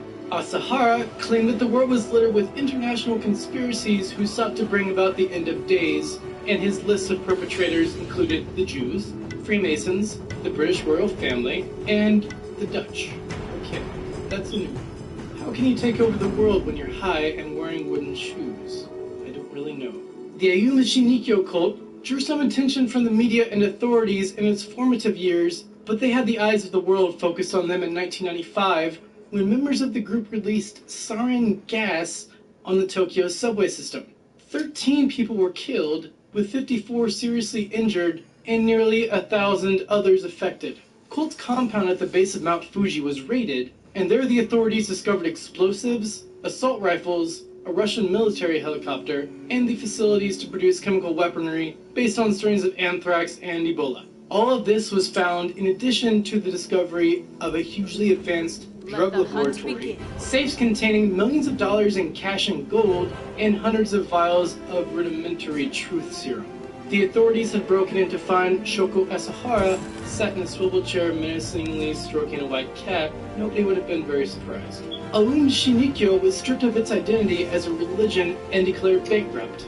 However, it continued to operate under Japan's freedom of religion laws. The group then splintered into two separate organizations, Hikaru no Wa and Aleph. And when a terror cult breaks up over how best to proceed towards the end of days, you know these guys are pretty serious. Two cults actually contain around 1,000 members today, and they spread their message through study groups and fitness classes. Interestingly, this mirrors the original purpose of the Ayuma Shinrikyo movement, because this group of maniacs who straight up murdered innocent people and built an evil lair which would make a James Bond supervillain look innocent all began as a simple, humble yoga class. Now I have an even better reason to do yoga aside from hot sweaty moms as classmates. Number 2, cosmic people of light powers. Have you ever wondered what would happen if you gave a web designer LSD and said, "Hey, build my religion a website"? Then take a look at the homepage for the cosmic people of light powers. It's like someone forced a kid with ADHD to live off nothing but Fruit Loops and Tang for a whole year, and then gave him a box of crayons and asked him to draw all the colors he could taste with his skin. But let's look past their webpage that resembles the aftermath of a unicorn orgasm and take a closer look at what the cosmic people of light powers truly believe in. Also known as the Universe People, which, if you ask me, is nowhere near as cool, these guys inhabit the Central European countries of the Czech Republic and Slovakia. Their beliefs are based upon the idea of their leader being able to communicate with extraterrestrials. Sound familiar? And this alien doomsday personality cult has been operating since the 1990s. Their leader, Ivo A. Binda, which sounds like a name you'd hear prank called by Bart Simpson, has instilled into his followers the idea that alien civilizations are orbiting the Earth in a fleet of spaceships called the Ashtar Galactic Command. And they are on standby to evacuate those humans deemed enlightened and wholesome enough to a wonderful new world. They also claim that 95% of our bodies are controlled by strange dark forces intent on preventing us from reaching this glorious world of love, enjoyment, and diversity. In fact, so dedicated are they to our reaching of their magical spaceships that their website even has detailed descriptions of exactly how these vessels are designed, with specific areas on board designated for animals, cultural activities, recordings from Earth, and lakes. Apparently alien civilizations think we need 2 areas of equal size to store our reality shows and go skinny dipping. I, for one, wholeheartedly agree.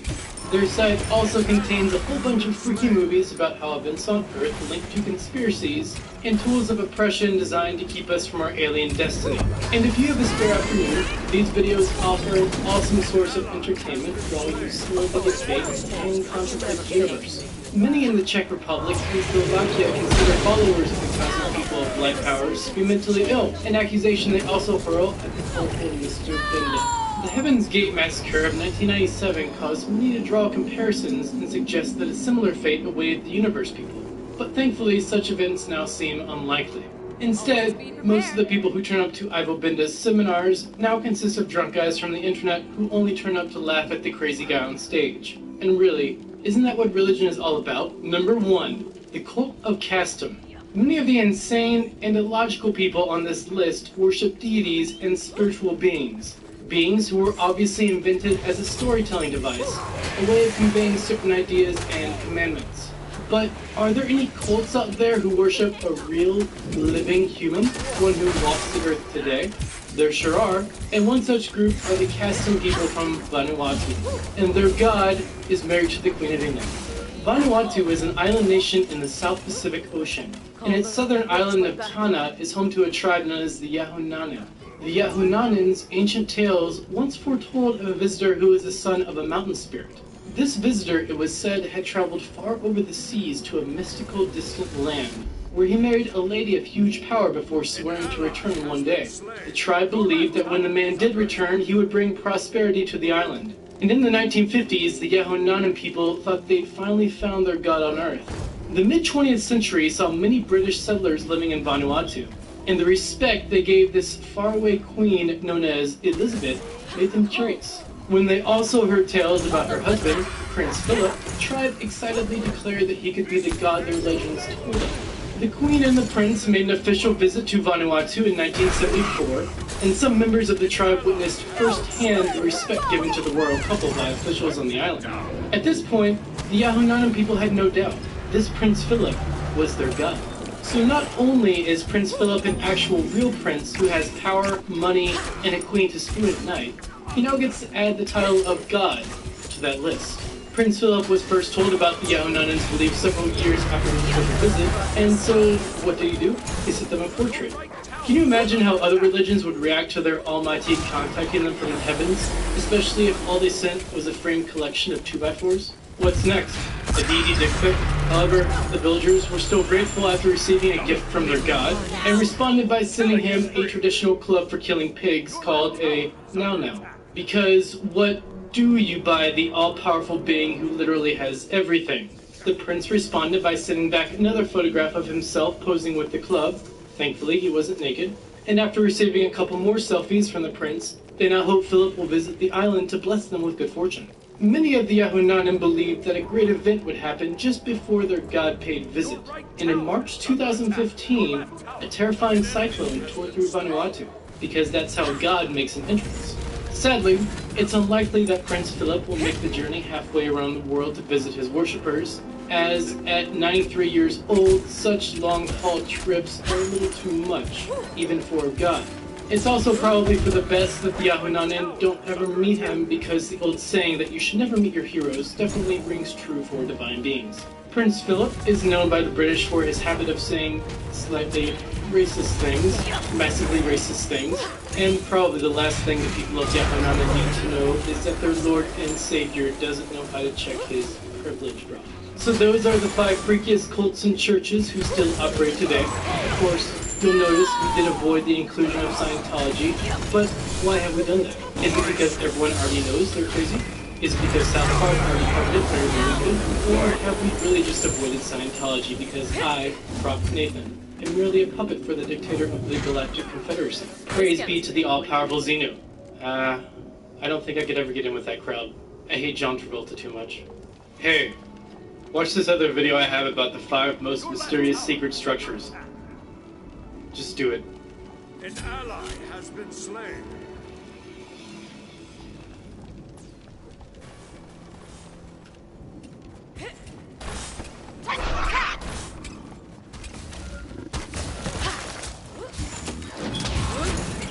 When the going gets tough, the tough get a little crazy. Our race of psychotic hairless apes just loves tearing lumps out of each other for a tiny strip of land, or the love of an invisible man in the sky. And when conventional methods don't work, we start to get creative when it comes to pulverizing our enemies, controlling the weather, throwing at each other, and even threatening to nuke the moon. Humans have done some pretty insane stuff to win a war, and that's not even counting the times we try to get animals to help us. Here are the top 10 most insane war tactics the world has ever seen. Number 10. Let's nuke the moon. It's 1958. The Soviets take an early lead in the space race, and the Cold War is just warming up, or cooling down, whatever. The USA needed to boost the morale of its citizens, whilst also demonstrating a show of force to the Russians. It would be many years before we figured out this could easily be achieved with movies about Schwarzenegger, Stallone, and Seagal all greased up and fighting foreigners. So the US Air Force came to the next logical conclusion: nuke the moon. The plan was to hurl a nuclear bomb at our non-cheese-based friend on the pretext of answering some questions about astronomy and astrogeology. Of course, the project's real function was for Uncle Sam to bend over and show his own moon to the Russians, with the added kicker of a moonlight firework display and a cloud of nuclear gas. We'll never actually know how close the plan came to fruition, but the US eventually scrapped the idea, as did the Russians, who planned their own version of this lunar lunacy project, as both deemed a moon landing to be the more popular option amongst its citizens. Really? It took them that long to figure out this celestial overlord humanity has bowed to and worshipped as a god for centuries might be ever so slightly important to us tiny meat sacks? They'd have been more popular if they'd hurled a bag of puppies at Jupiter. Oh, and of course, there's the small matter that the project could fail, and in that instance, the missile would have returned straight back to Earth. And that'd be fun for everyone. I think that when your evil plan exactly matches the plot of The Nutty Professor 2, The Clumps, it's time to change your tactics. Number 9. Make it rain. No, I'm not talking about chopping dollar bills at strippers, but actually making the heavens open and cry onto the earth below.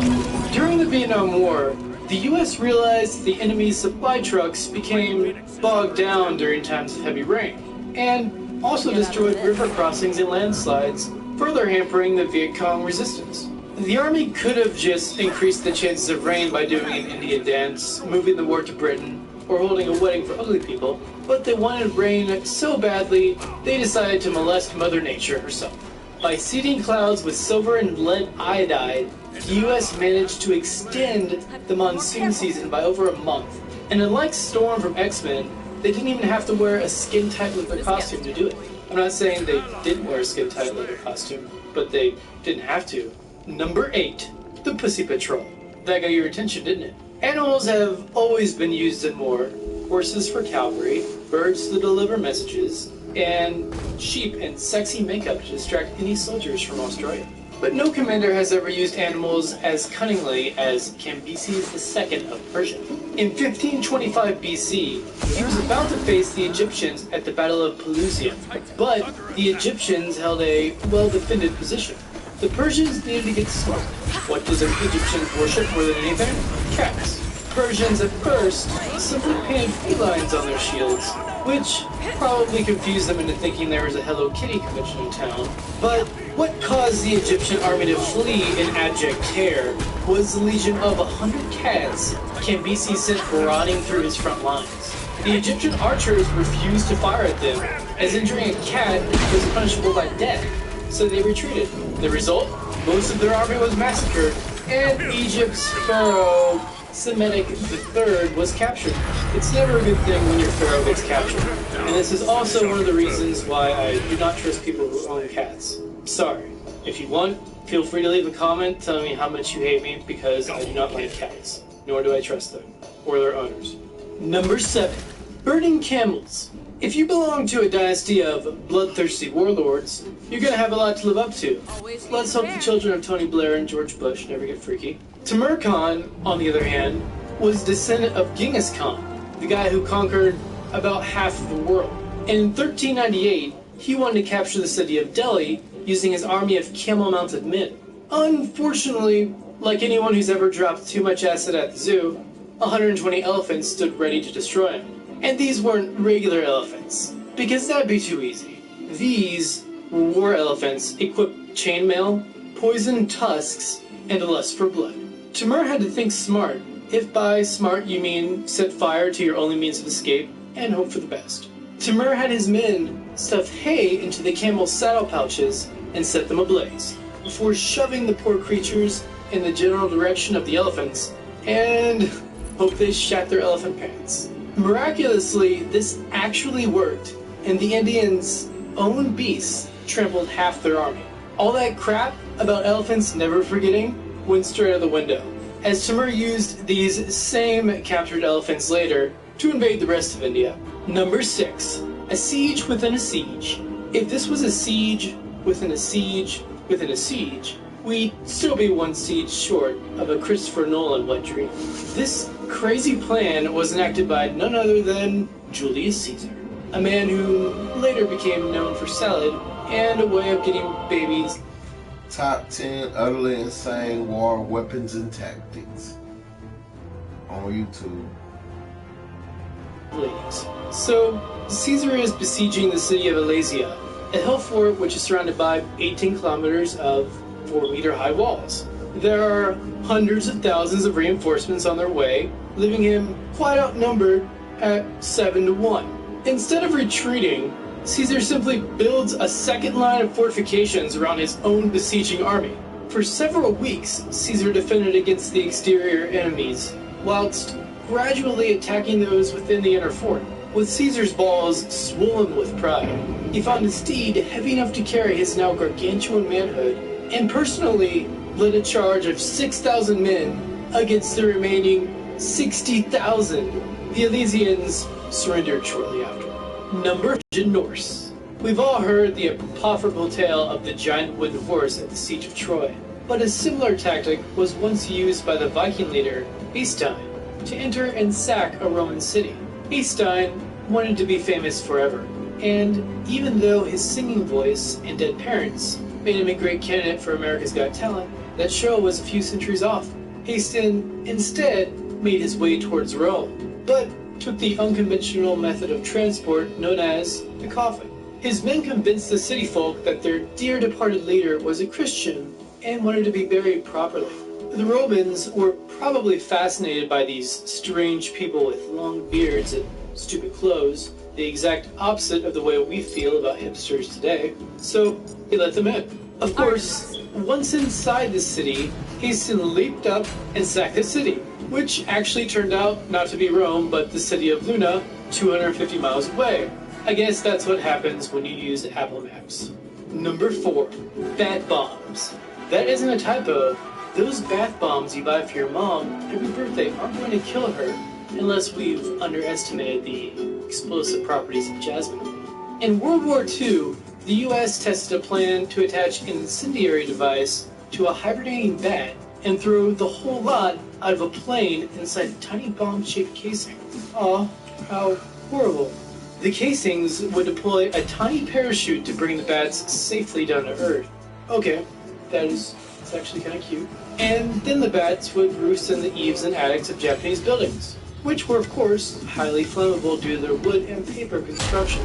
See, this is what happens when you build your home out of things you can buy at Office Depot.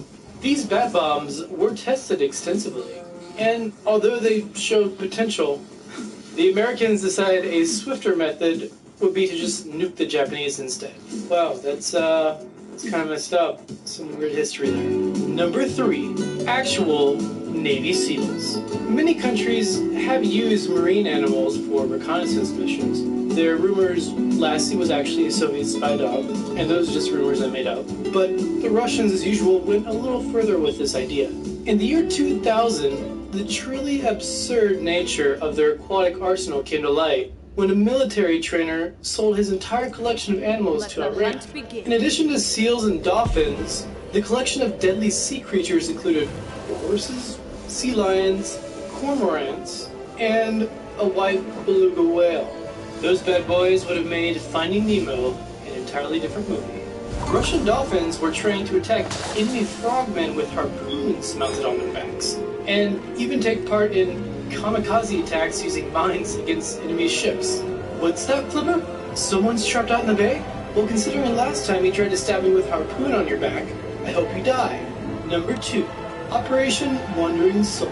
When you're fighting a superpower opponent in the jungles of your own home country in the dead of night, the last thing you want to hear is that the ghosts of your dead ancestors now want a little chit-chat. During the Vietnam War, US engineers actually recorded just eerie sounds, which they played throughout the jungles to spook the Viet Cong into thinking their dead comrades were actually haunting them. Vietnamese beliefs maintain the idea that if you are not properly buried, your soul will haunt the area where you died, and the Americans hoped this would make the enemy flee.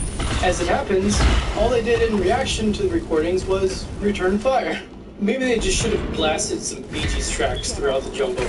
I mean, that's truly the sound of the dead, and it would have at least confused the crap out of the Viet Cong. Number 1, 2 blankets and a handkerchief. These days, we're all frightened about the prospect of ISIS getting hold of Ebola or smallpox and infecting the world with it. That would be awesome. We should actually encourage this tactic, as ISIS commanders almost certainly possess very little knowledge of the pathogen control and will wipe themselves out by breakfast. But biological warfare is nothing new. In the 4th century, Scythian archers dipped their arrows in snake venom, human blood, and animal feces to cause infected wounds. There's even some stories of plague-infected corpses being flown out of catapults, jars of scorpions being smashed over city walls, but no story is as strange as the time the British tried to defeat the North American Indians with 2 blankets and a handkerchief. During the 1763 to 66 Pontiac Rebellion, a parley was called. The items in question were reportedly infected with smallpox and were handed over to the native delegation in the hope it would spread to the rest of the native people. So mean. It is unknown if this attempt in particular succeeded, but what is known is that around 500,000 Native Americans died both during and after the War of Smallpox. This is another good reason why you should not go to the Indian Reservation Casino Hotel. Hey, if you like my videos, then you should watch more. My subscribers unanimously agree that the Nazi Secret Superweapons video is one of the best. But then you can also watch the 8 biggest mysteries of the pyramids you've never heard of video too. Either. This gets to the point. You can turn back now, or learn the stuff they don't want you to know. Here are the allegations. On December 14, 2012, authorities believe that 20-year-old Adam Lanza shot his mother 4 times, close range, and then proceeded to the Sandy Hook Elementary School, where he, again allegedly, murdered 26 people, 6 adults, 20 children. We add one more person to the body count here because Adam Lanza committed suicide when first responders arrived on the scene. That's Matt behind the camera. I'm Ben. That makes this stuff they don't want you to know. Now, it might sound like they're overusing the word allegedly, but again, until there's a prosecution or proven case in a court of law, we still need to say allegedly. What we're going to do here is talk about that official story. Quite a few people were excited that we were going to cover Sandy Hook, and unfortunately, we weren't able to get into as much detail as we would have liked in our previous video. So what we're going to do right now is talk about some of the conspiracy theories or the facts or the misinformation that you commonly hear when people say that there's more to the Sandy Hook shooting than the mainstream is letting on. We're not taking a side in this, but we just want to give you some of these facts. So let's run down the list. Number 1, by far the most popular idea here, is that there were second or multiple shooters at the scene. Now, of course, there are several reports of these. There's a report that there were 2 men who fled in a van. There's a report that there was a man found in the woods. Now, the local paper, the Newton Bee, said that a law enforcement official told them the man in the woods had a gun. He was apparently an off-duty tactical police officer from nearby. There's another person, Chris Manfredonia, the father of a 6-year-old student at the school. He was handcuffed by the police and detained as he tried to find his daughter. Another unidentified man was briefly detained and later released. Lieutenant Paul Vance, who works for the state of Connecticut as a media relations representative, he dismissed the notion that there were other shooters. He did say, however, that authorities did detain and release other individuals. The question is, for numerous theorists, the question is, Game of Thrones appears to be about war and violence and grand flashes of power, but the person who ultimately wins the Game of Thrones will not be the best at riding dragons or fighting wars, because as violent as Game of Thrones is, most of the power you see on screen isn't wielded with physical force. So even though Cersei says things like this, knowledge is power. Seize him. Cut his throat. Stop. Await. I've changed my mind. Let him go. Power is power. She actually acts like this. No, I won't do it. But you will.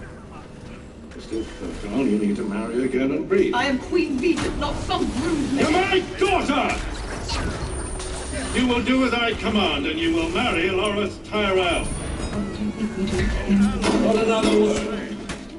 It's the same in our world. Power is not always enforced physically. It comes from these tiny mini conflicts that are occurring under the radar in something that I call the little W's. And these mini conflicts are why less physically capable players like Tyrion have a very strong chance of winning the Game of Thrones. So in this video, we're going to explore these mini power conflicts in a conversation between Tyrion and Daenerys. And you're going to see why Tyrion is such a force to be reckoned with and how you can use his principles in your own life. So let's go ahead and start with the 4 W's of power. The first W, controlling when things occur.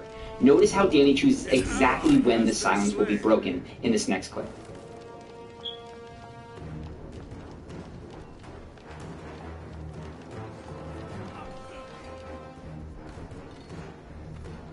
Your Grace, I want to say. In this scene, Tyrion and Jorah are completely at Dany's mercy because Jorah betrayed her and Tyrion is from a family that she hates. She's queen and she has all of the power in the situation, and the scene shows how she lets that silence sit for a while to emphasize her power. When Jorah interrupts the silence, she tells him to be silenced, effectively deciding when the interactions begin. And what this shows is the importance of sitting easily in silence. That conveys power, which is something that other characters really struggle with. Maybe you do too. So check out Joffrey versus Tywin and notice who fidgets more when there's silence.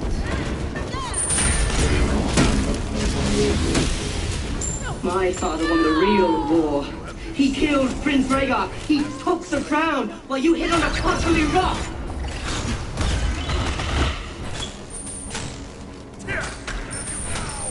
The king is tired. Send him to his chamber. Grand Maester, perhaps some essence of nightshade to help him sleep.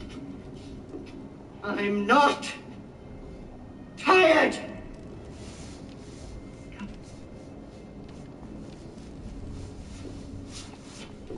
The power dynamic here is obvious. Less movement means more power, because movement means that that person is reacting to the other person. Clearly the one who is in control, who is not reacting, is Tywin. And that is the point of you control when a meeting starts, when it ends. And if you can sit comfortably with silence, then you are taking control of that first W. We're going to talk specific tips for your own life at the end, but for now, just note that Daenerys wins round 1 in terms of handling the timing. Tyrion and Jorah are there when she wants them to be there, and the conversation starts on her timing. So let's now go to round 2 and the second W.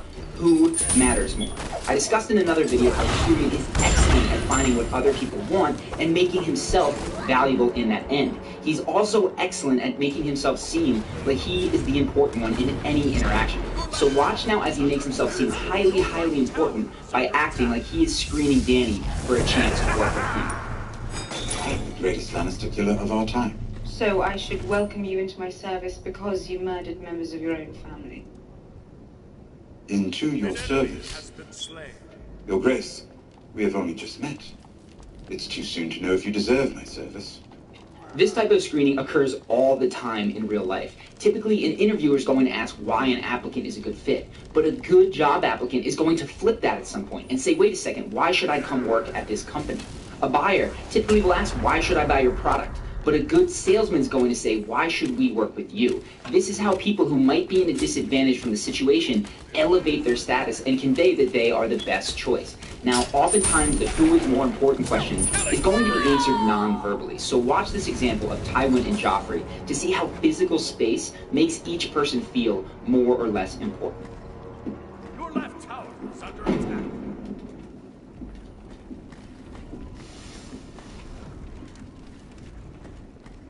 Your Grace. Clearly, this scene is shot in a way that makes Tywin come across as inferior. Joffrey is lounging above him while Tywin stands beneath. And indeed, this is how so many job interviews are set up. They have the nice chair, you sit in the crappy one. Clubs, too, are set up like this, with tables in off-limits areas, velvet rope, all that kind of stuff. In these situations, you are at a disadvantage as long as you stay in the inferior position, which can be very tough to switch out of. Watch, though, in this clip as Tywin recognizes his social inferiority in the situation and completely changes the power dynamic by refusing to stay in that literally lower position. So if I wanted to attend a council meeting, I would now have to climb all the stairs in the Tower of the Hand?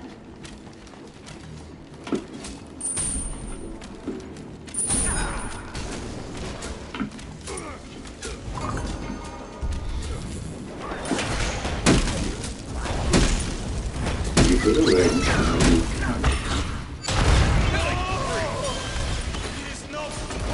you see how quickly that bravado switches to nervous fidgeting, which is excellent acting on Jack Lee's part. But the point is that ideally, that's what we should do when we find ourselves in analogous situations. Without making a big deal of it, you can break the social ritual that reinforces the uneven power dynamic. So I mentioned interviews before, just to give you an example. One of the things that I know worked really well when I was doing consulting interviews was using the written part of the case interview as an excuse to change your seating position.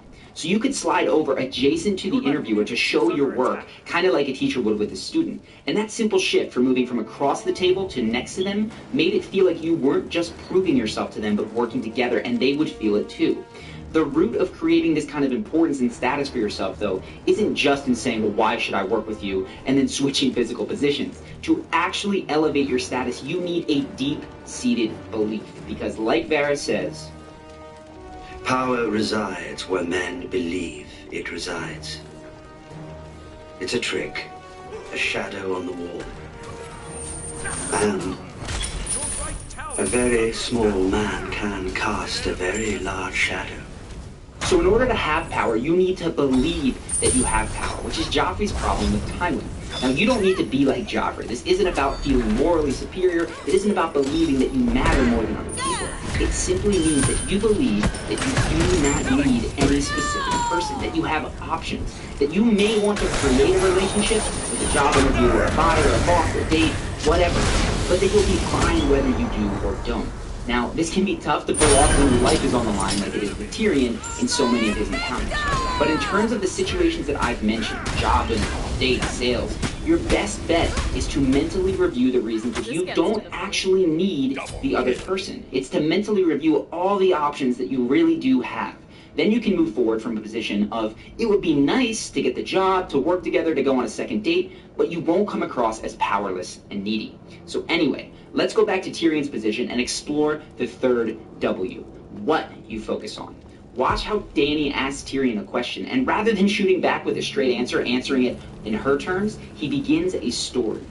If you'd rather return to the fighting pits, just say the word. When I was a young man, I heard a story about a baby born during the worst storm in living memory. She had no wealth, no lands, no army, only a name. See how Tyrion doesn't directly respond to her comment, but instead tells a long-winded story? He is controlling the agenda now. Dany's listening intently because it's interesting to her. The story has a bit of mystery. Where is he going with this? What is the point? And she puts together very quickly that he's talking about her, so it immediately becomes relevant to her. And now Tyrion has her listening to him, exactly the way that Jorah wanted her to at the beginning. You, in your own life, can direct what people focus on in a bunch of ways. You can tell a fascinating story, especially one with mystery, or teach them something they didn't know. The point is to take their attention in any way that you can. Get them on the edge of their seat, because once you've gotten that attention, you can redirect it wherever you want. In the case of this clip, Dany goes right where Tyrion wants her to as soon as he finishes. She asks him why she should keep him around, so check out what happens. Then, a few years later, the most well-informed person I knew told me that this girl without wealth, lands, or armies had somehow acquired all three in a very short span of time, along with 3 dragons. He thought she was the best, last chance, filled with war. But was worth meeting at the very least. And why are you worth meeting? It might seem like she's still attacking, but now they're at least talking in an area that Tyrion dominates over. how he can help her reclaim Westeros. He is an expert because he lived there and she's not. He shifted the what of the conversation from maybe I should kill you to how can you help me, just with a simple story. So round 3, food goes to him. And from here, so does the rest of the conversation as he hammers home his social status by screening her. When I served as Hand of the King, I did quite well with the latter, considering the king in question preferred torturing animals to leading his people. I could do an even better job, advising a ruler worth the name, if that is indeed what you are. And then moving up the stairs to switch the dynamic from one of an interrogation to actually advising her.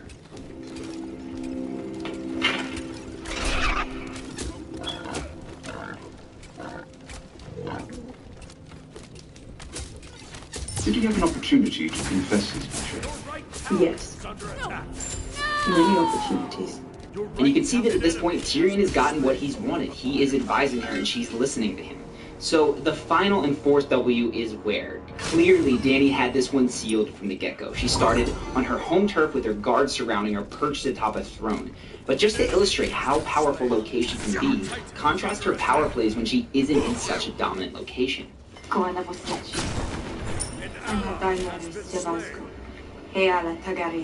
This gets to the point.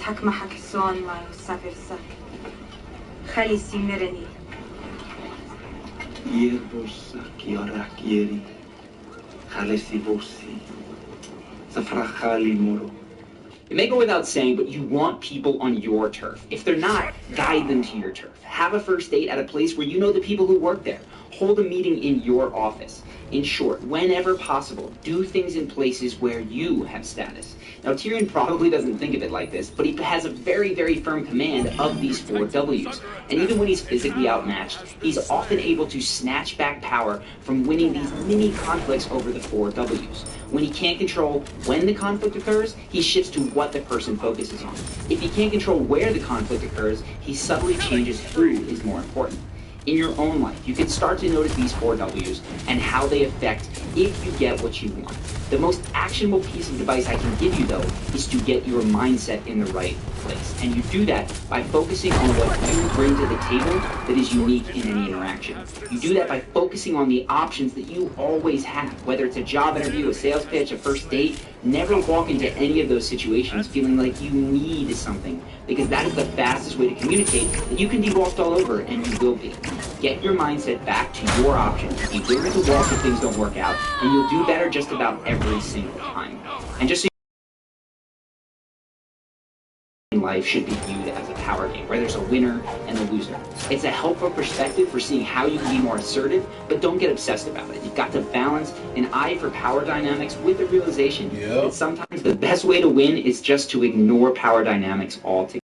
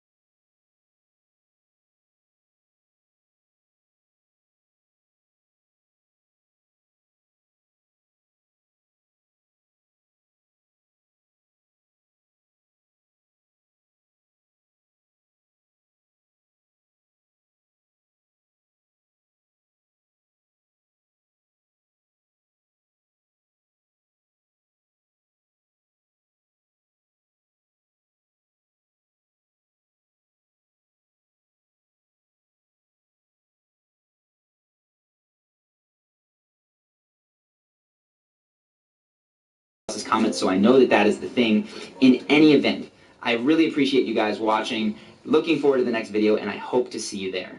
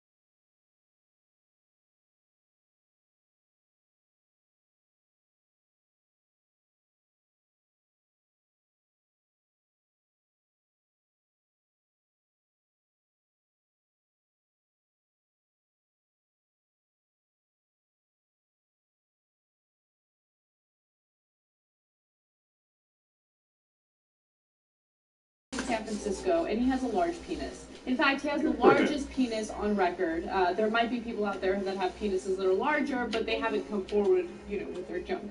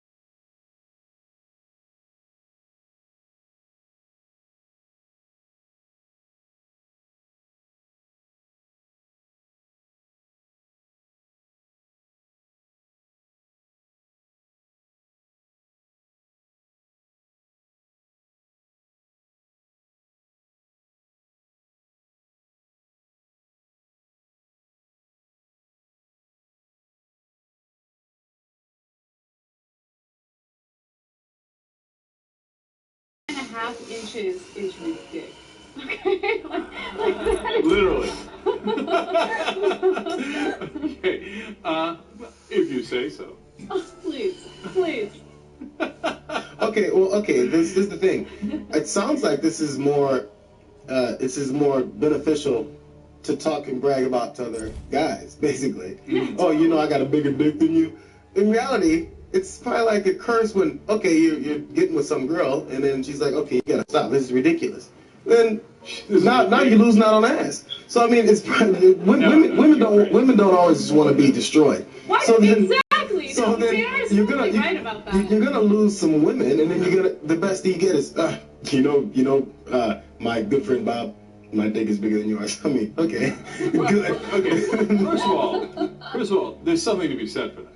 Okay. Second of all, you're gonna get more than you lose. Yeah, you might lose a couple who are like, Jesus Christ, what is going on, right? But are you kidding me? This day and age, with the way things are, I feel like if I was like in college and that was what was happening, you just go to friends.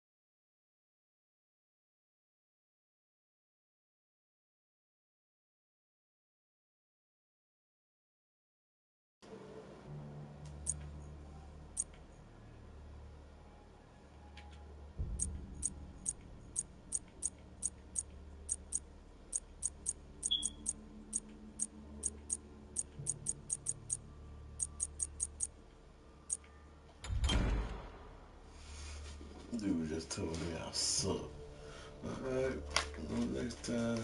Don't fall asleep.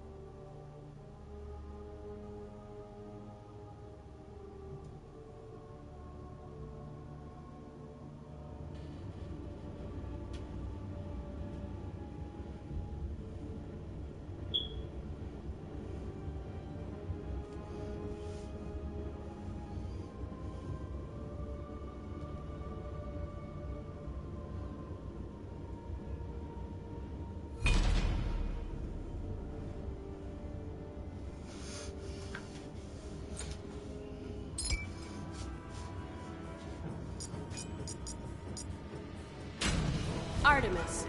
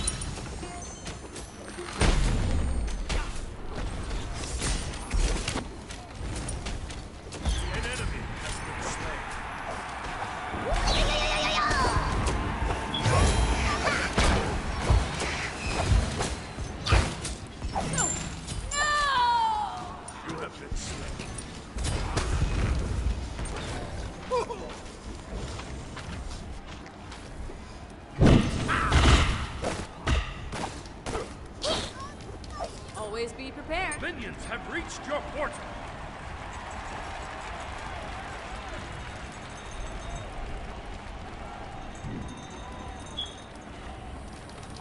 An ally has been slain. An enemy has been slain.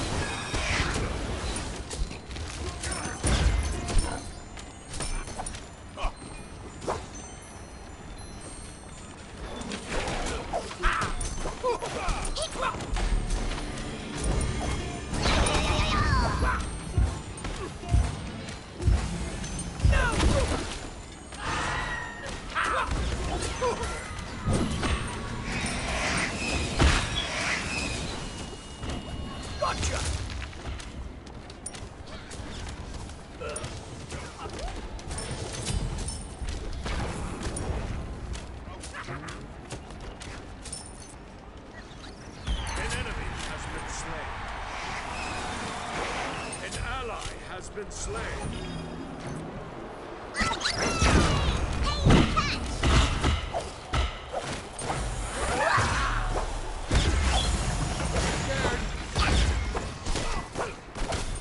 Killing spree.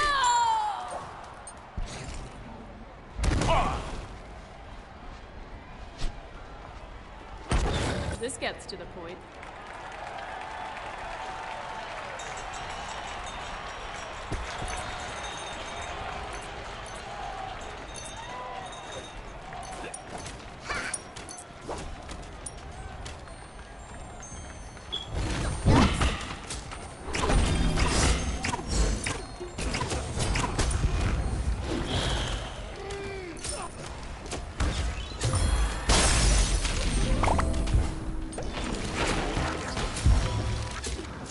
No pain, no gain.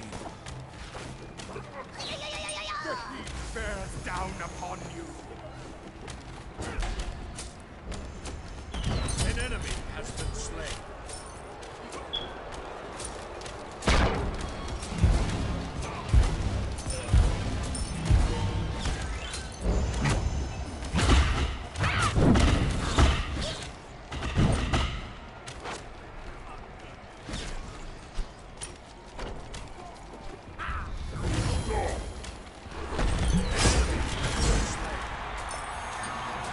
The heat bears down upon me.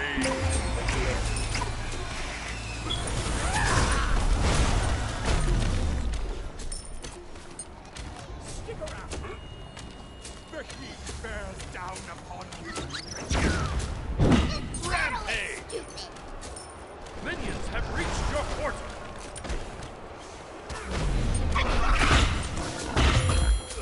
The heat bears down upon you.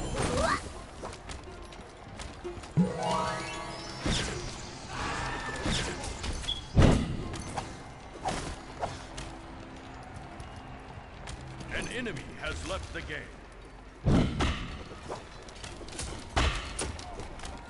Minions have reached your portal.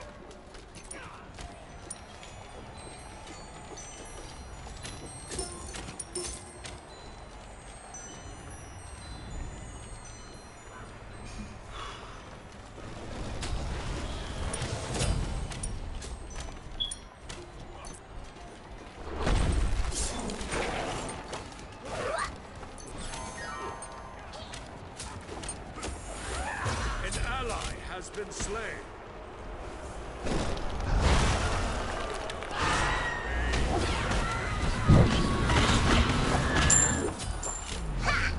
You have been slain.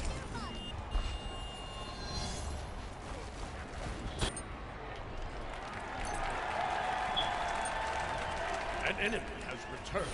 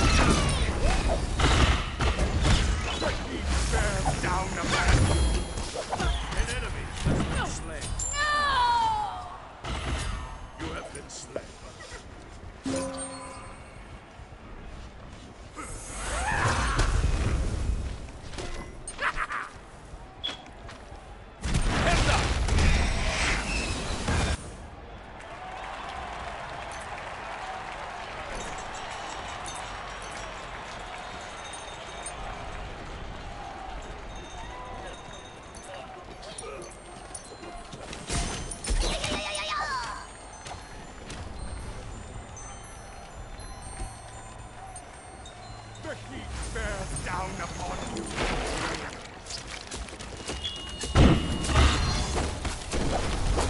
An enemy has left the game. An ally has been slain.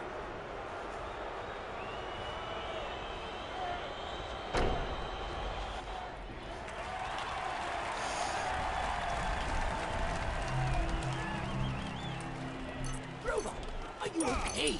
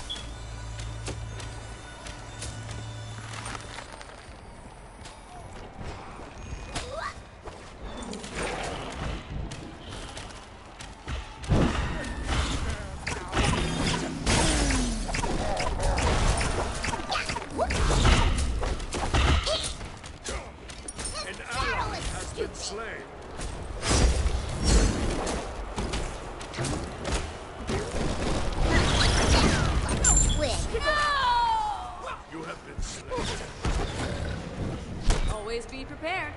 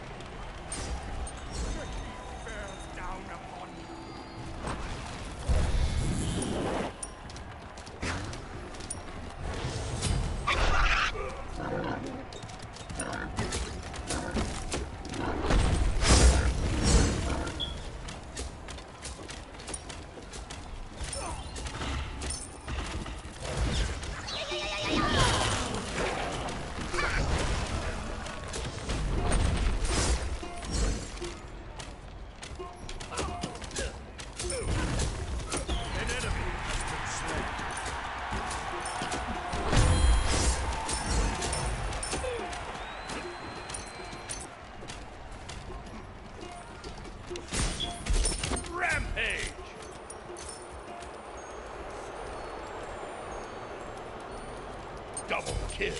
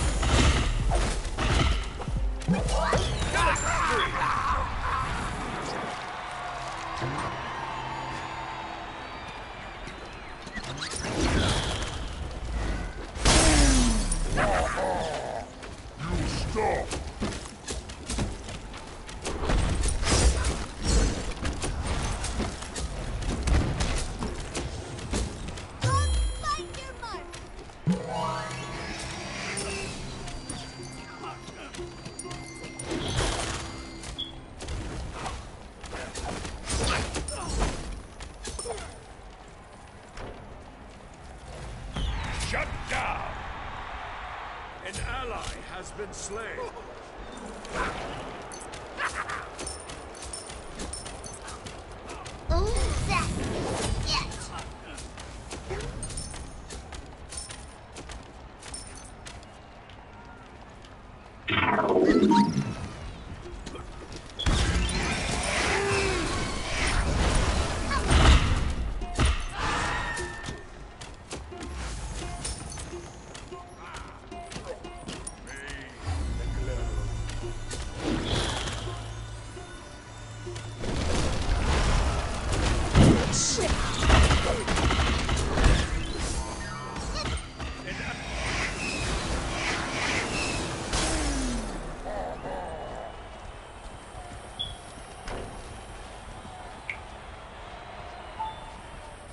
This gets to the point.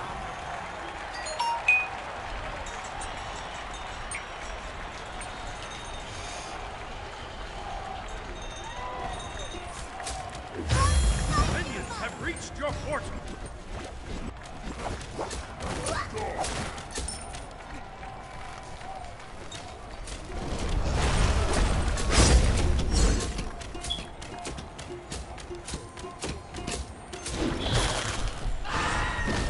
Minions have reached your portal.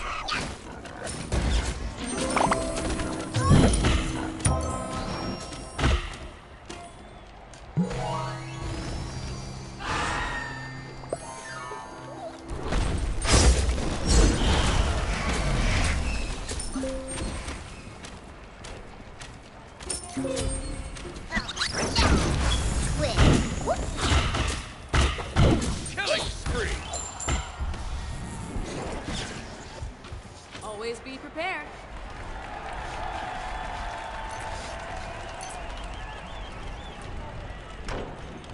An ally has been slain.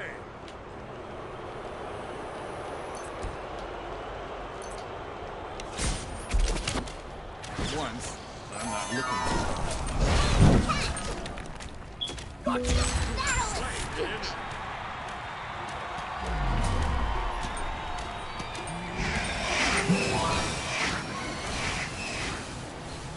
Shut down.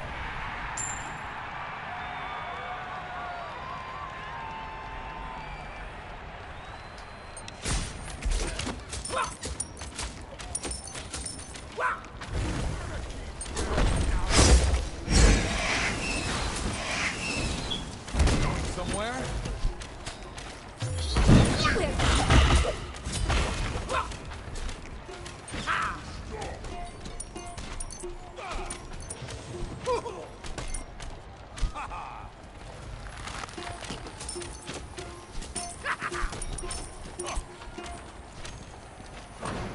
Don't be scared.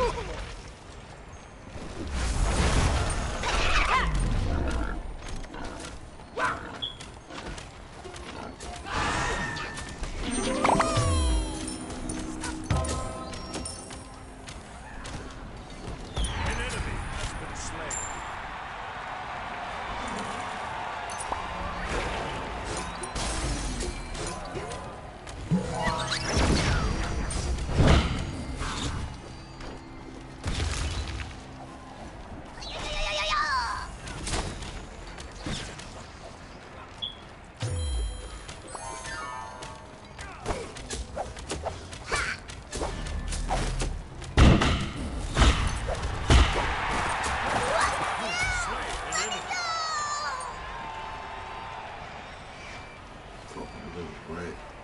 I've got to be more careful. This gets to the point.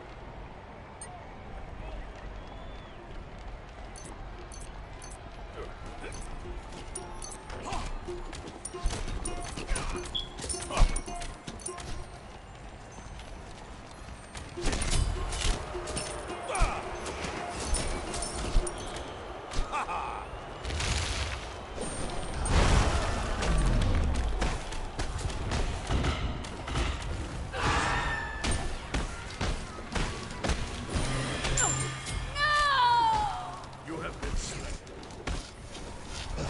And the lake bears down upon you. Raise below. Always be prepared.